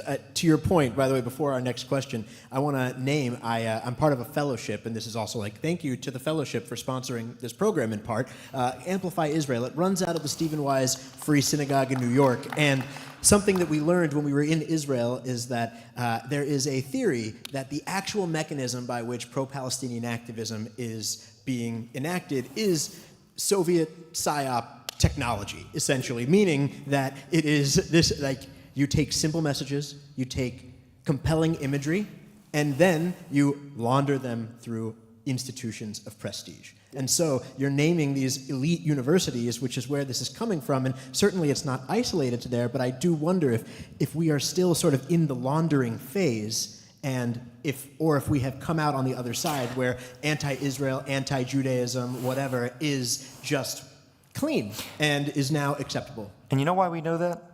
Because it's written about every day in the New York Times, the Wall Street Journal, the Washington Post. And you know where those reporters and those editors went to school? Those schools. There we go. We have a question over here. This goes back to the very original conversation that was happening about the schisms within the MAGA movement and the ways in which you're seeing people break from Trump, specifically on Israel and the Epstein files, but in ways that the Groypers obviously aren't going to gain mainstream attention. You have people like Candace Owens and Tucker Carlson who do seem to be appealing to like the disaffected progressive voters who are single issue voters or protest voters who I've seen personally, because that's uncomfortably a lot of my community, so many people in my life reposting Tucker Carlson unironically, being like, wow, he has the courage to say something that none of these other politicians will say, even though he's not a politician. But I'm curious about your thoughts on that and people like Tucker Carlson and what role that you see them coming forward and fulfilling within the political landscape. I actually don't think Tucker is as powerful as a lot of us think that he is. I think it's a very siloed community. I think he lost his megaphone with Fox News, and that a lot of this is just kind of frankly like media attempting to create more infighting among their... I mean, to go to this original point, I think the threat over the Candace Owens of the world, the Nick Fuentes of the world, Tucker is how they're going to influence the minds of the next generation who are increasingly getting their news and information through these alternative sources. And I think that the problem that's coexisting is the fact that young people are living way more online and are way more addicted to screens. And it's very, very, very unhealthy. And they're, I mean, there's all this research about young men who are just stulted in their lives. And, what the crazy percentages of young men below the age of 24 who've like never asked someone on a date, who opt for all these frictionless relationships, whose lives are so online. They're addicted to their phones, right? And they're addicted to all the social media. And the crazy thing is there are attention merchants who have taken over basically our lives. I mean, you have to think about it this way. Facebook, Instagram, Twitter, X, we go on these platforms and we use them for all these things to connect with people, yada, yada, as if it's a service and we are customers. We're not customers. We are the product. The customer is the advertiser. What they do is they capture our attention so that then others will pay them to get in front of our eyeballs while they have our attention. And what's happening is that these people that you just mentioned are the ones who are capitalizing on it way more effectively than anyone else. And so how the fight for the attention of young people is so much at the heart of the future of this country. We have a question over here. As soon as she takes a tip away. Hi. Hey. So as someone who actually experienced the anti-Semitism on college campuses, I found it really kind of terrifying that these colleges state that they're supposed to educate. Meanwhile, the one thing that they don't push back on is anti-Zionism, all these things that they've done, basically just, you mention Israel, you mention Jews, you're a Zionist, like you're a creepy baby killer, all that stuff. And so I guess it's kind of a comment and more of a reflection of like what you guys have been saying, and that I'm hoping, but I'm also like, it's very interesting that a lot of people choose not to educate and just to believe what they're seeing. And so for me, it's scary on the internet, like what you mentioned, that people just see it and they believe it, but why aren't they questioning it? And I just think it's very interesting that these colleges aren't doing that, and that's kind of what scares me the most. And I don't know, I just wanted to share that and reflect what I've been thinking as someone who did experience that. Colleges are so afraid of screwing up that they're completely ineffective. I think that that's like a big thing, is that they are very afraid of like putting their foot down, and that's equal to, I think one of the more interesting things about the protests and everything that popped up, after October 7th on the college campuses, was that it was worse for the Jews, 100%, but there was actually, like, the anti-Palestinian stuff was also affecting the Palestinians, or the pro-Palestinian side in a way that the colleges were also not really good at handling. And it was baffling to me watching colleges screw up safety for both sides of this debate when realistically their entire job was making sure that a college, a university is a place where you can have the conversation without feeling like you're in danger. And it's crazy how much the colleges screwed up providing a safe space, ironically enough, and I've just said it out loud, but it's crazy how much they failed at providing a safe space to have these conversations. You know, I work with a Jewish college athlete. Last year I did this thing with Manischewitz, where there was a Jewish quarterback that was at Brigham Young University. Who I got him this development deal with Manischewitz, where we put his likeness onto matzah boxes, and it was like a whole thing. Actually, I'll tell you a quick side story, very funny thing. I went to, the project blew up. Like, it went mega viral, something like 795 million clicks on articles, another 800 million views on social. Crazy thing, right? And we go out there to shoot a bunch of commercials and promos with this quarterback. I go to Provo, Utah. I met the Chabad rabbi at Provo, Utah. Let me just say, easiest job in America, okay? So while I'm there, the project like blows up, and I go on to ESPN Utah, and I'm on ESPN Utah, and it's all Mormon producers, it's all Mormon hosts, everyone's, you know, Mormon, and on air, I get asked, you know, like, is it a big deal that there's a Jewish quarterback at Brigham Young University? Are there are there a lot of Jews in Brigham Young University? And on air, I slip up and I literally say, there are more Jews in Al-Qaeda than Brigham Young University. And I'm sure he loved you. So I literally see from behind the camera this like Mormon producer just like, no! And in my ear, you know, I get the producer just goes, Eitan, you can't say that. And then I go, but I'm Jewish. And then he says, Eitan, no one can hear what I'm saying. Just keep on talking. So if you watched that episode of SportsCenter Utah or whatever it was, you literally saw me going in and just being like, man, there's more Jews in Al-Qaeda than Brigham Young, but I'm Jewish. With no context at all as to whatever. But why I say that is that, you know, we do this thing and it goes viral. I then start getting reached out to by a bunch of Jewish college athletes, and all the Jewish college athletes, they had this, you know, they wanted NIL deals, they wanted their own marketing deals, but they also, it was surprising the lack of like representation that these Jewish college athletes were having. If you thought it was bad to be a Jewish college athlete, to be a Jewish student on if you thought it was bad being a Jewish student on campus after October 7th, it was 10 times harder being a Jewish college athlete because your social circle had been kind of like predetermined.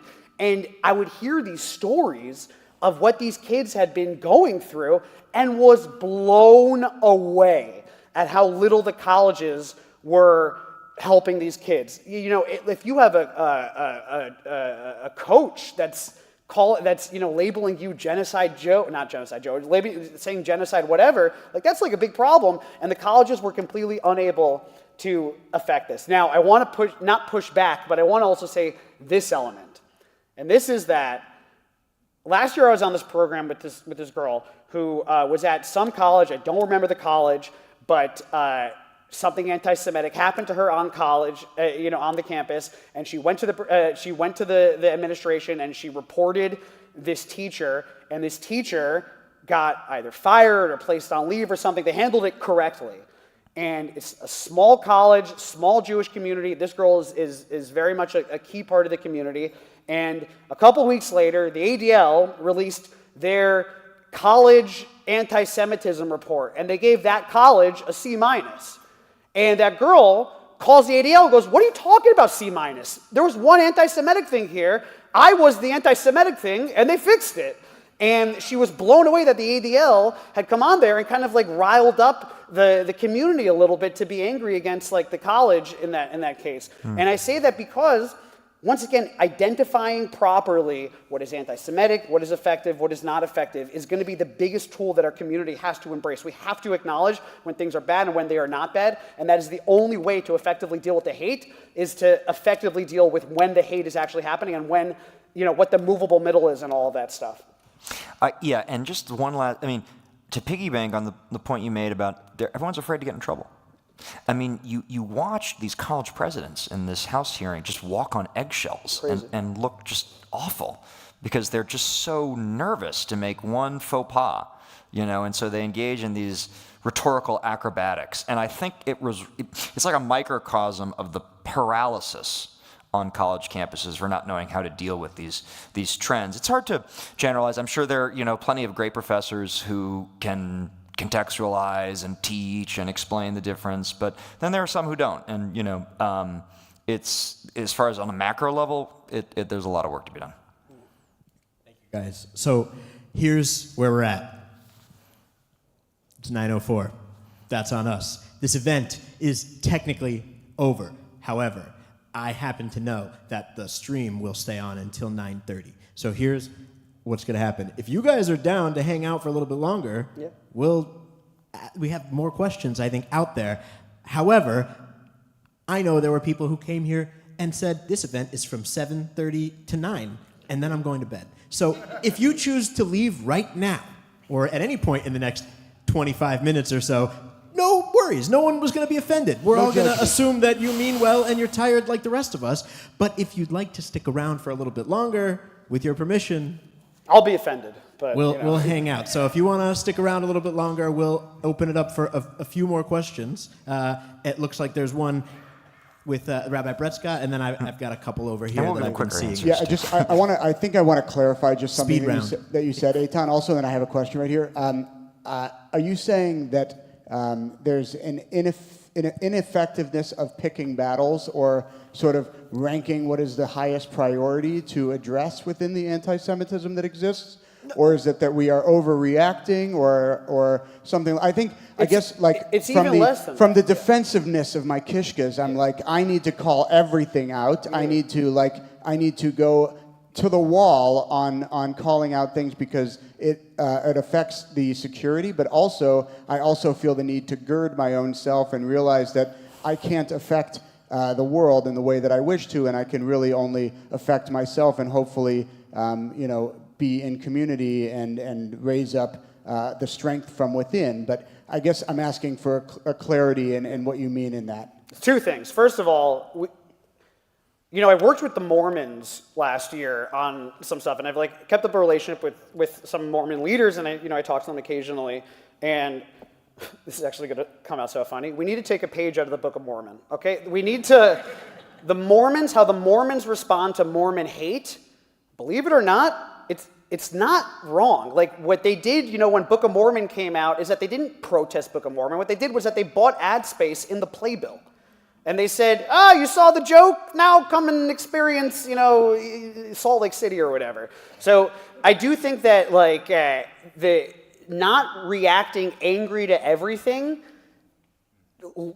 looking at opportunities to not react negatively, but to react as a way to kind of bring the fight to our side or to be positive, I think is the first thing. It's not reacting to everything. But the other thing, and I want to be very clear about this, is that legacy Jewish organizations have done a miserable job at identifying polling and what is working and what is not working and how non-Jews take stuff in and how non-Jews don't take stuff in and how people on the other side of the aisle take stuff in. We do a terrible job. And it's not because of lack of polling. It's not because of lack of information. It's because the information is out there and it is not acknowledged. And there's been so many times over the past year and change, 2 years, when I've been starting to have a little bit of an audience with these people and finding out that there's actual best practices and there's better ways to talk about this, but we don't talk about it because we get so emotional and we refuse to acknowledge that there are better ways to present our case. I just think that is the biggest thing, is that we need to, when we talk about the groypers and everything, it's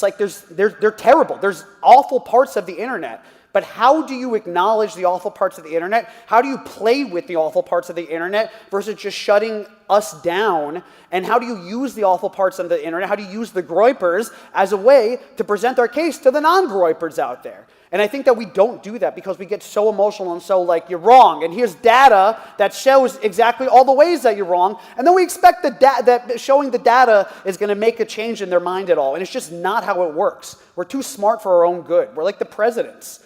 We're like Marcia. That's actually the best thing that I would say, is that if you look at the way that the Jewish legacy organizations do the marketing, the branding, the advertisements, the Super Bowl ads, whatever, it is exactly the same tone as the Harvard president trying to answer if anti-Semitism on campus is a problem or not, or if telling a kid that he wants to murder all Israelis that's a bad thing, telling him it's a bad thing. Well, is it a bad thing? Is it, whatever? they didn't do the good response because they were afraid of answering the question. I think that we are exactly the same way when it comes to having the anti-Semitism conversations, that we're afraid of acknowledging that we aren't doing it correctly. Can you, real quick, sorry to cut you off, I saw the words were about to form, just because the term has come up a few times, can maybe each of you, in like 30 seconds or less, explain what a groiper is? That's so fun. All right. Sorry. Like a Reddit, like Is there anyone out here who can No, I explain would say it's like a anti-Jewish, based in conspiracy theory, grew up on the internet, Nick Fuentes fanboy, like that universe where they get their information on what a Jew is and what Israel is and what the Talmud is and all that stuff from weird places on the internet. Perfectly sufficient answer. So, really briefly. They're obsessed with the Talmud, which is hilarious. Same. It's great. Get out of here. I had a meeting at a church a couple weeks ago, and as I was approaching the door, I was looking for the security intercom, and then I realized that I could just open the door. And I think that's the difference between maybe what the response to the Book of Mormon is and to what I think people are feeling sentimentally on the ground level. And anyway, okay. I know the question is, how do we properly convey that to people outside of this community? Because it's very hard. It's like walking through TSA to get to Yom Kippur services half the time. Yes. And the problem is that the non-Jew, it's not that they don't care, it's that like we haven't, it's not that they don't care, it's that we haven't portrayed that information to them in a way that is, I think, more, it gives them an ability to take it in and not feel like they're being assaulted for not caring about it first, is my. Oh, sorry, you're holding it. Yeah, hi. So during my time in the Israeli army, I had a kind of foundational experience where there was a study being done by a biased against Israel organization, and they were asking Palestinian women, have you ever been sexually harassed by Israeli soldiers? I was for the results. Luckily, it was almost non-existent. I was hoping, I would hear... Really? Wait. Yeah. Have you met Israeli dudes? I've been sexually harassed by IDF soldiers.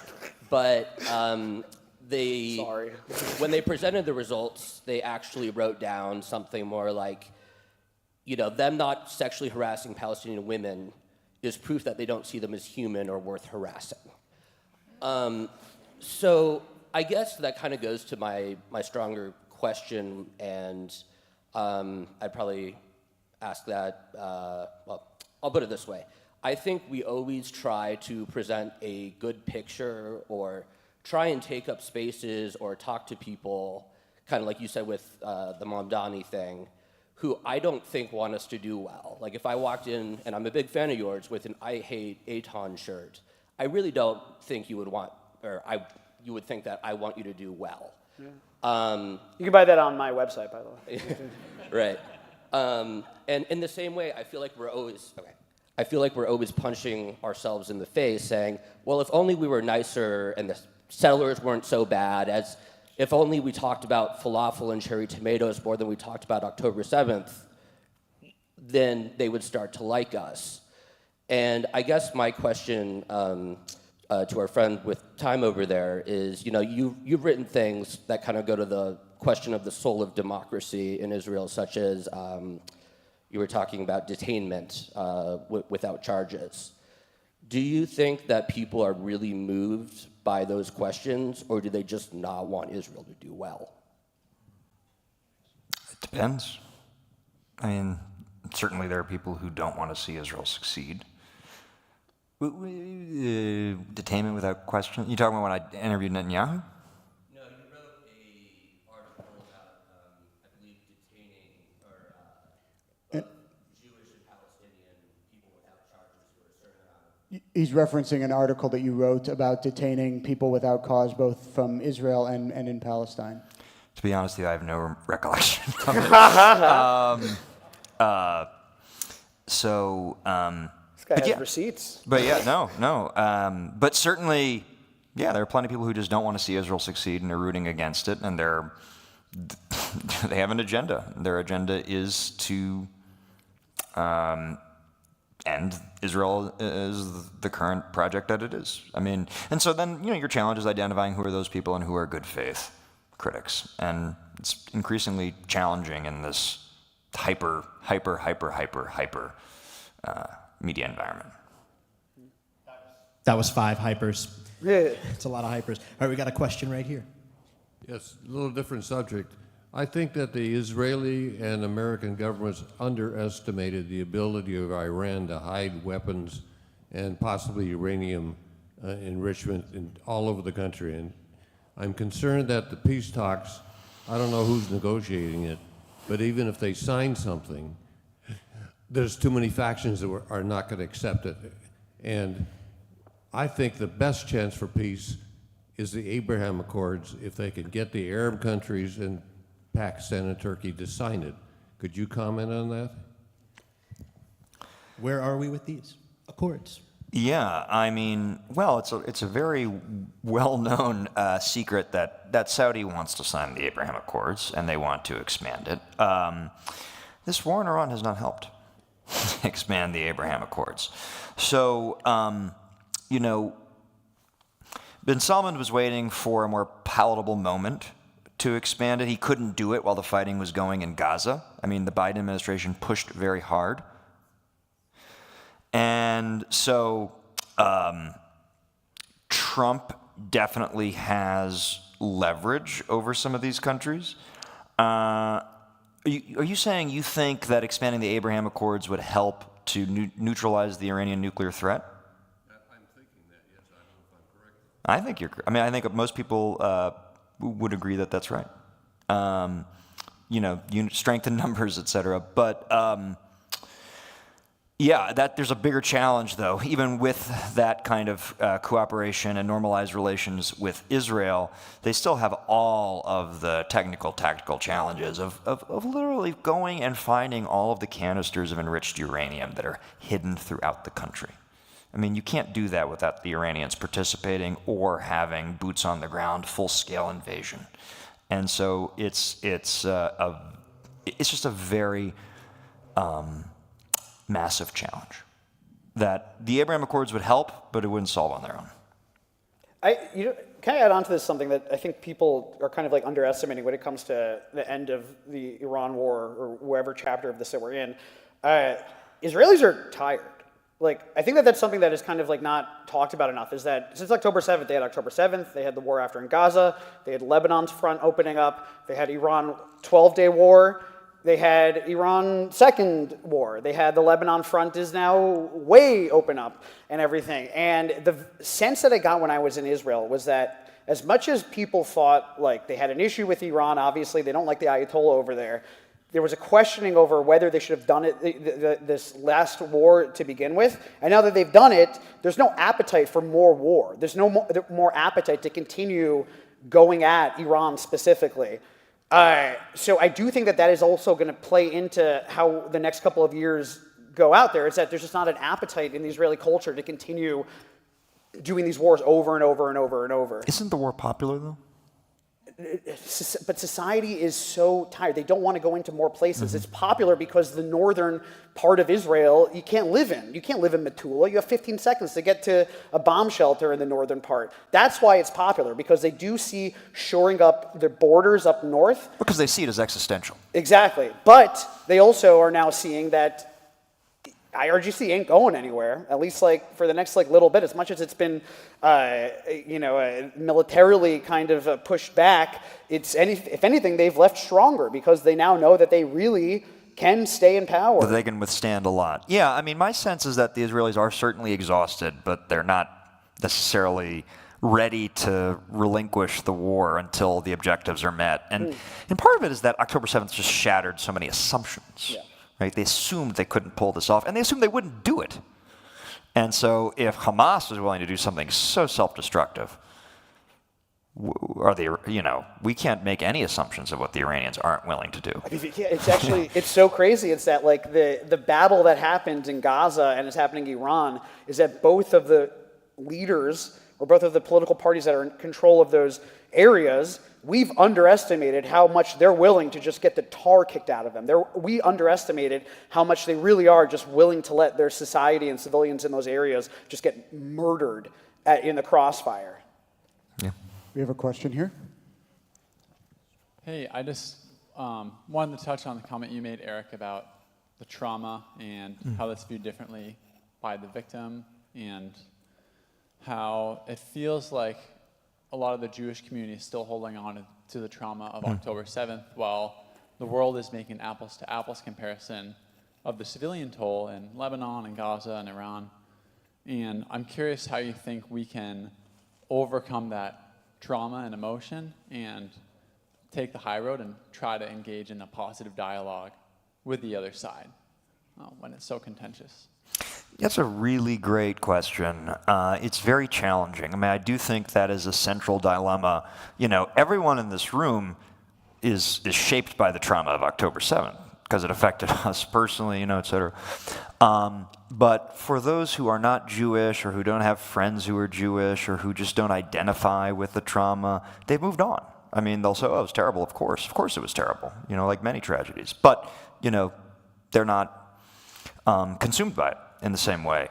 And part of the problem is that the Palestinian trauma, trauma is something that has happened in the past and that has stayed with you. Palestinians continue to suffer more blows right now. And so I don't know exactly what the answer is to foster a more meaningful dialogue or a more productive, mutually fruitful sort of exchange. I think the only way to do it is to sort of lead by example, because you can't, change the other side or the many other sides. You can't control how people are going to react. You only control how you're going to react. And I guess your bet would be to have faith in other people. I mean, I sort of, I guess it's a bit sentimental, but if you go and watch these great films by Charlie Chaplin, I mean, his essential thesis was that man's humanity to another man's humanity will win the day. And I think you have no choice but to have faith in that and to keep trying different ways to have a good exchange. And if it doesn't work, you move on and you try it again in another way. I think we also need to do a better job at identifying who that movable middle is. I think that there was a decision made after October 7th by certain groups to label any questioning of anything Israel-related as automatically anti-Semitic. And I think that did throw a lot of people who were not our enemies into a pile where we treated them like our enemies. And I think that we need to do a way better job at figuring out who our actual enemies are and who are just people that are asking valid questions that they have every right to ask. And that I agree very much, because that just creates more enemies than you had. Yeah, no one wants to. I've online. I represent this space where I'm very pro-Israel, and also I call the government and all that stuff. There's not a lot of people that are in this space, and what that's led to is me having a lot of coffee conversations with people who I did not think were as friendly towards the Israeli side as I did until I met with them. And then I think they also didn't really consider that, because those spaces, it's a lot of, as much as we're in an echo chamber, they're in an echo chamber also, where they think that the entire other side of the debate is based in killing Palestinians. And I think that when you sit down and have a conversation with the other side that is actually willing to have the conversation, if we just present the reality of what we are feeling, and the reality of what we're experiencing, the reality of what's going on over there, it's accurate. It's not controversial or anything like that. So I do think that just acknowledging that we're able to have these conversations and is huge. And very quickly, because just to get to the next question, I do think another theme sort of percolating here is the futility of labels. Once you apply a label to someone, you've lost them. I don't use the term genocide, I don't use the term Zionist, I don't use the term anti-Zionist at all. I avoid, because so often the conversation then becomes on just identifying the or translating the minutia of words rather than the bigger question of what is happening. If I'm having a conversation with someone who will go is it a genocide or not? Whether it's a genocide or not, to me, doesn't make a difference because we're just going to get in a conversation where the litmus test is using certain words the way it should, when realistically the answer is, doesn't make a difference what's happening over there, it's bad. So when you reframe the conversation, you avoid the trappings of just trying to identify and talk about controversial terms, then it's a way to have a better, more meaningful conversation. Don't worry about them being anti-Zionist and have them not worry about you being a Zionist or whatever you identify as, because that'll eliminate the surface conversation immediately. And you can always hit them back with, do you want to make a point or do you want to make a difference? Yeah. Nice. That's a beautiful question. I have two more who have been patiently waiting here, and then we are going to wrap it up with one final canned question that the rabbi and I have planned for you both. But we have a question here, and then we have a question there. Two questions, please. First, whom do you think Trump will support in 2028? And the second question, which of the Gulf kingdoms has most influence on our administration today? Nice. Thank you. So that was, who do you think Trump will support in 2028? And what was which of the Gulf states is the most influential in our sphere? That's pretty easy. Nice. Who is he gonna support in 2020? No, the Gulf question. Oh, the Gulf question. You can just answer that. Oh, Saudi Arabia. Yeah. Sorry, Saudi Arabia. I was thinking more about that. Sorry, Saudi Arabia. Yes, they have a lot of money. I think everyone out there, they want American money. The way that this will ultimately, the whole region is going to be ultimately calmed down is with American money. I love it. It's amazing. That's the answer to it. I also think, sorry, just a quick aside, I think that things are going to get easier in Israel because everyone's concentrating on the Strait of Hormuz more than Israel itself. I don't think that the attack is going to be brought over there. So I do think that Israel is kind of, attacking Israel is boring, low-hanging fruit. You know what's real sexy? It's hitting UAE, Qatar, and the Strait of Hormuz and shipping stuff out of there. So I think that's where Iran's going to focus a little bit more. I think that Trump, we don't know who Trump is going to back. He'll back whatever is the shiniest object at that moment. The real question is, 2028, is a Trump endorsement net positive or net negative? I think it's the bigger question. Yeah, I mean, certainly there are some who think he may be so toxic by then that his endorsement will hurt more than help. I am not, history would show us that's that would be a huge twist in this sort of saga of his hold of the Republican Party. I don't think he's going to get ahead of an endorsement. I think he likes to sit back and watch the cage fight. Yeah.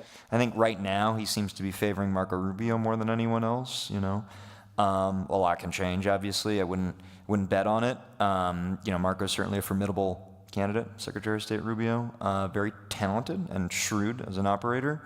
My expectation is that Trump will not want to just end it before it starts. He'll want to watch this fight unfold, and he likes to sit back and watch fights and arguments. It's happened many, many times amongst his aides and his advisors, and he galvanizes some sort of argument, heated exchange, and he just sits back and watches and lets it go on. So I don't expect an early endorsement. I think you're gonna see a crowded field, and Trump's gonna watch and make a decision when he feels comfortable. That's it. He likes the fight, whatever, because at this point, two people that are fighting are usually just who can complement him the best. Mm-hmm. Like, it would be primary fighters that would go in for a Republican endorsement and be like, I love Trump more. No, I love Trump more. And then he would, kind of like put two scorpions into a cup and yeah, he's like the monarch watching people compete for his affection. To your point about liking to watch fights, I believe they're building an octagon at the White House. Can I give a hot take on that? Please. I like it. Okay. I like all of him going to the Super Bowl. I liked him going to UFC. I actually think that it was a big failure of the Democrats not to go into Joe Biden, Kamala Harris should have been front row at UFC matches. They should have gone to every one of these. They should go to WWE. They should go to Monster Truck. They should go to all of the stuff where the voters are. And I think that it made Democrats look so highfalutin and so holier than thou. Oh, no. This is for Trump, certainly master. I mean, he had decades and years of honing this, but he had meshed himself in popular culture so effectively, and he timed his political emergence just as people were becoming suspicious of elites. Yeah. Thank you. All right, our last question is back here. So I don't want to sound like white hair cynicism. I'll ask my question first, and then please indulge me 2 back sentences. Do you believe politics can change? Can there be a component that deals with disease and corruption? Or is it always going to be on the backs of the faith communities to call a country into a moral conscience? I say that because for those of us with white hair, this is like the 76th rodeo. And we just see, gather your canned goods, get your butane stove. We don't know how this is going to end, but we know it will. Can we stop despots with politics? Politics always changes. I do think there have been very severe crises that have happened many times. Things have changed. Things are bad. I mean, things were so bad in the 1970s, right? Inflation, stagflation, the oil embargo, right? I mean, assassinations, right? The decimation of the nuclear family. I mean, all sorts of, things were terrible. Crime was rampant. New York City was going bankrupt, right? Vietnam, the after effects of Vietnam, the Civil War. I mean, I don't think politics may be permanently changed, but it's not permanently stuck in the state that it is now. It will terraform in some form or fashion. It always does. I think that if there's anything, I'm new in this political world, and only the past 2 years have I really been in this space.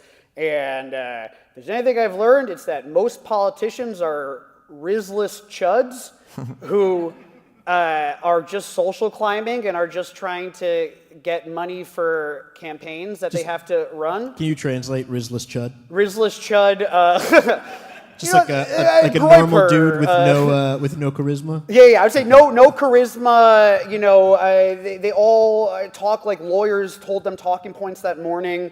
Like you're having conversations with, every time I've had a conversation with politicians, half of it is them answering them answering with answers that they thought of that morning. Like I'm talking to a script and everything. And I think because it's so social climbing, so fake and so politics will always kind of suck, and we cannot look for politics to be the great savior of it. You said it was like faith-based communities and stuff. I think that's what it is. Less faith-based, more just communities. It's regular people that are going to be pushing the politicians and just be pushing society is the thing that will ultimately affect whether things get better or worse. Well, what changes politics is public opinion. Yeah. And, George Orwell wrote an essay called Freedom of the Park, where he says, to paraphrase, that public opinion is the most powerful check on power. That you can have laws protecting freedom of speech, but unless you have a powerful public outcry demanding it, freedom of speech laws will just be ignored. And so it does really depend on the sort of strength and endurance of public will and what the public en masse demands of its leaders. She had one question, actually. Yeah. They're taking over. Go for it. I'll come to you with the mic. This is the last one. This is the last one. It's just a question. Okay. The questions have assumed that we can trust that there will be fair and free elections in 28 and that Trump will indeed leave. What's your take on that? I would be reluctant to make a prediction. I think a lot rides, obviously, on 2026 and the midterms and who wields control of elections in the swing states. It's sort of a misnomer that national elections are national elections. They're not. They're 50-plus different statewide elections. I think it's the same answer, actually, that I just gave, which is it depends on what the public is willing to tolerate. I think it would be foolhardy to suspect that, let's say, if the Republican loses and it's Trump's anointed pick, that he might just go gently into that good night, right? We've seen this movie before. So a lot of it depends on the work that will be done now and in the outcome of the next election and who's in positions of power. Because, of course, the great lesson of 2020 was that Trump was not able to bend these people, like Brad Raffensperger and others. So who are those people now, right? Because that was part of the project of post-2020, post-exile, which is to make sure that they were no longer in a position where they had authority to, say yes or no. So who's going to be in those positions? What is the public willing to tolerate? I don't know if I would bet against free and fair elections holding. I wouldn't bet against it. I wouldn't be complacent, but a lot can happen. But the thing is, it's the non-sexy, petty things that are being done now that are going to determine what happens then. Trump doesn't do well in court. Like, a lot of the lawsuits, he doesn't succeed in a lot of his fights against this stuff in a way where I feel like it's going to be his a 6-3 conservative emboldened Supreme Court reversed his tariffs. Another court just said you can't do the slush fund. The thing that will hurt elections, to be honest, is going to be public opinion. If there's a big mass, if the Groyper universe, or if Nick Fuentes, or if any of these crazy psychos ends up figuring out a way to get some power, then I think that is going to be the thing that ultimately, if you have some kooky let's say Dan Bilzerian ends up getting a congressional seat in Florida in a district that actually means something. That's the kind of the That's danger. bad. And violence. Yeah. And the possibility of violence and how that may. And the last thing I would say is that the things that tend to worry me the least are the things that everybody's worried about. Because those are the things that people are preparing for, right? Everyone knew that Trump was going to try and stay in power if he lost the election. And so what did you see? A bunch of people pulled together to try and ensure that didn't happen. The things that really hurt us are the things that surprise us, that we don't see coming, that we're not worried about. Like an October 7th attack, like September 11th, like the COVID pandemic, right? The things that everybody's worried about, I have more faith in, because that means that there are a lot of really smart people who are putting in a lot of work to make sure the bad thing doesn't happen. Nice. Let's give these gentlemen a round of applause. I said at the beginning of this that I couldn't guarantee that we would leave here more hopeful, but that one got me. I'm feeling hopeful. Let's give a round of applause. One of the many services I provide. In the next life, I'll go to rabbinical school. Yeah. Anytime. So, look, we're not going to take up any more of your time. We're going to close out, but I want to really... We'll still ask the funny question at the very end. But I want to first really say a huge thank you to Eric and to Eitan for spending time with us, for coming all the way to this corner of the country to have this conversation openly, honestly, and to help us really investigate and wrestle with the moment, which is a tough moment, but we're doing great. I feel it. I also want to say a big thank you to our entire facilities team who is allowing us to do this a little bit later. They deserve all the accolades and are making this work right now when I'm talking. So thank you. I also want to thank Rabbi Weissman for being my partner in creating this event. And again, thank you to the Amplify Israel Fellowship for generously sponsoring a portion of this event. And thank you, last but certainly not least, to each and every one of you for coming here, for engaging in this conversation, for having an open mind, and also for those of you who are still here, for staying and sticking around and really bearing this conversation, and which I think was really pleasant and actually somewhat uplifting despite the content. So really wonderful. Now, to really close this, you can clap again. It's just, Eitan, really, one of the things that he rose to fame in comedy is, maybe I'm reducing this, is this bit, this question. Jewish or anti-Semitic? Jewish, is it Jewish or anti-Semitic? And so we were just thinking, maybe you could just tell us, both of you, we want you to answer too, Eric. Seattle, Jewish or anti-Semitic? Jewish or anti-Semitic? Well, the weather's pretty anti-Semitic.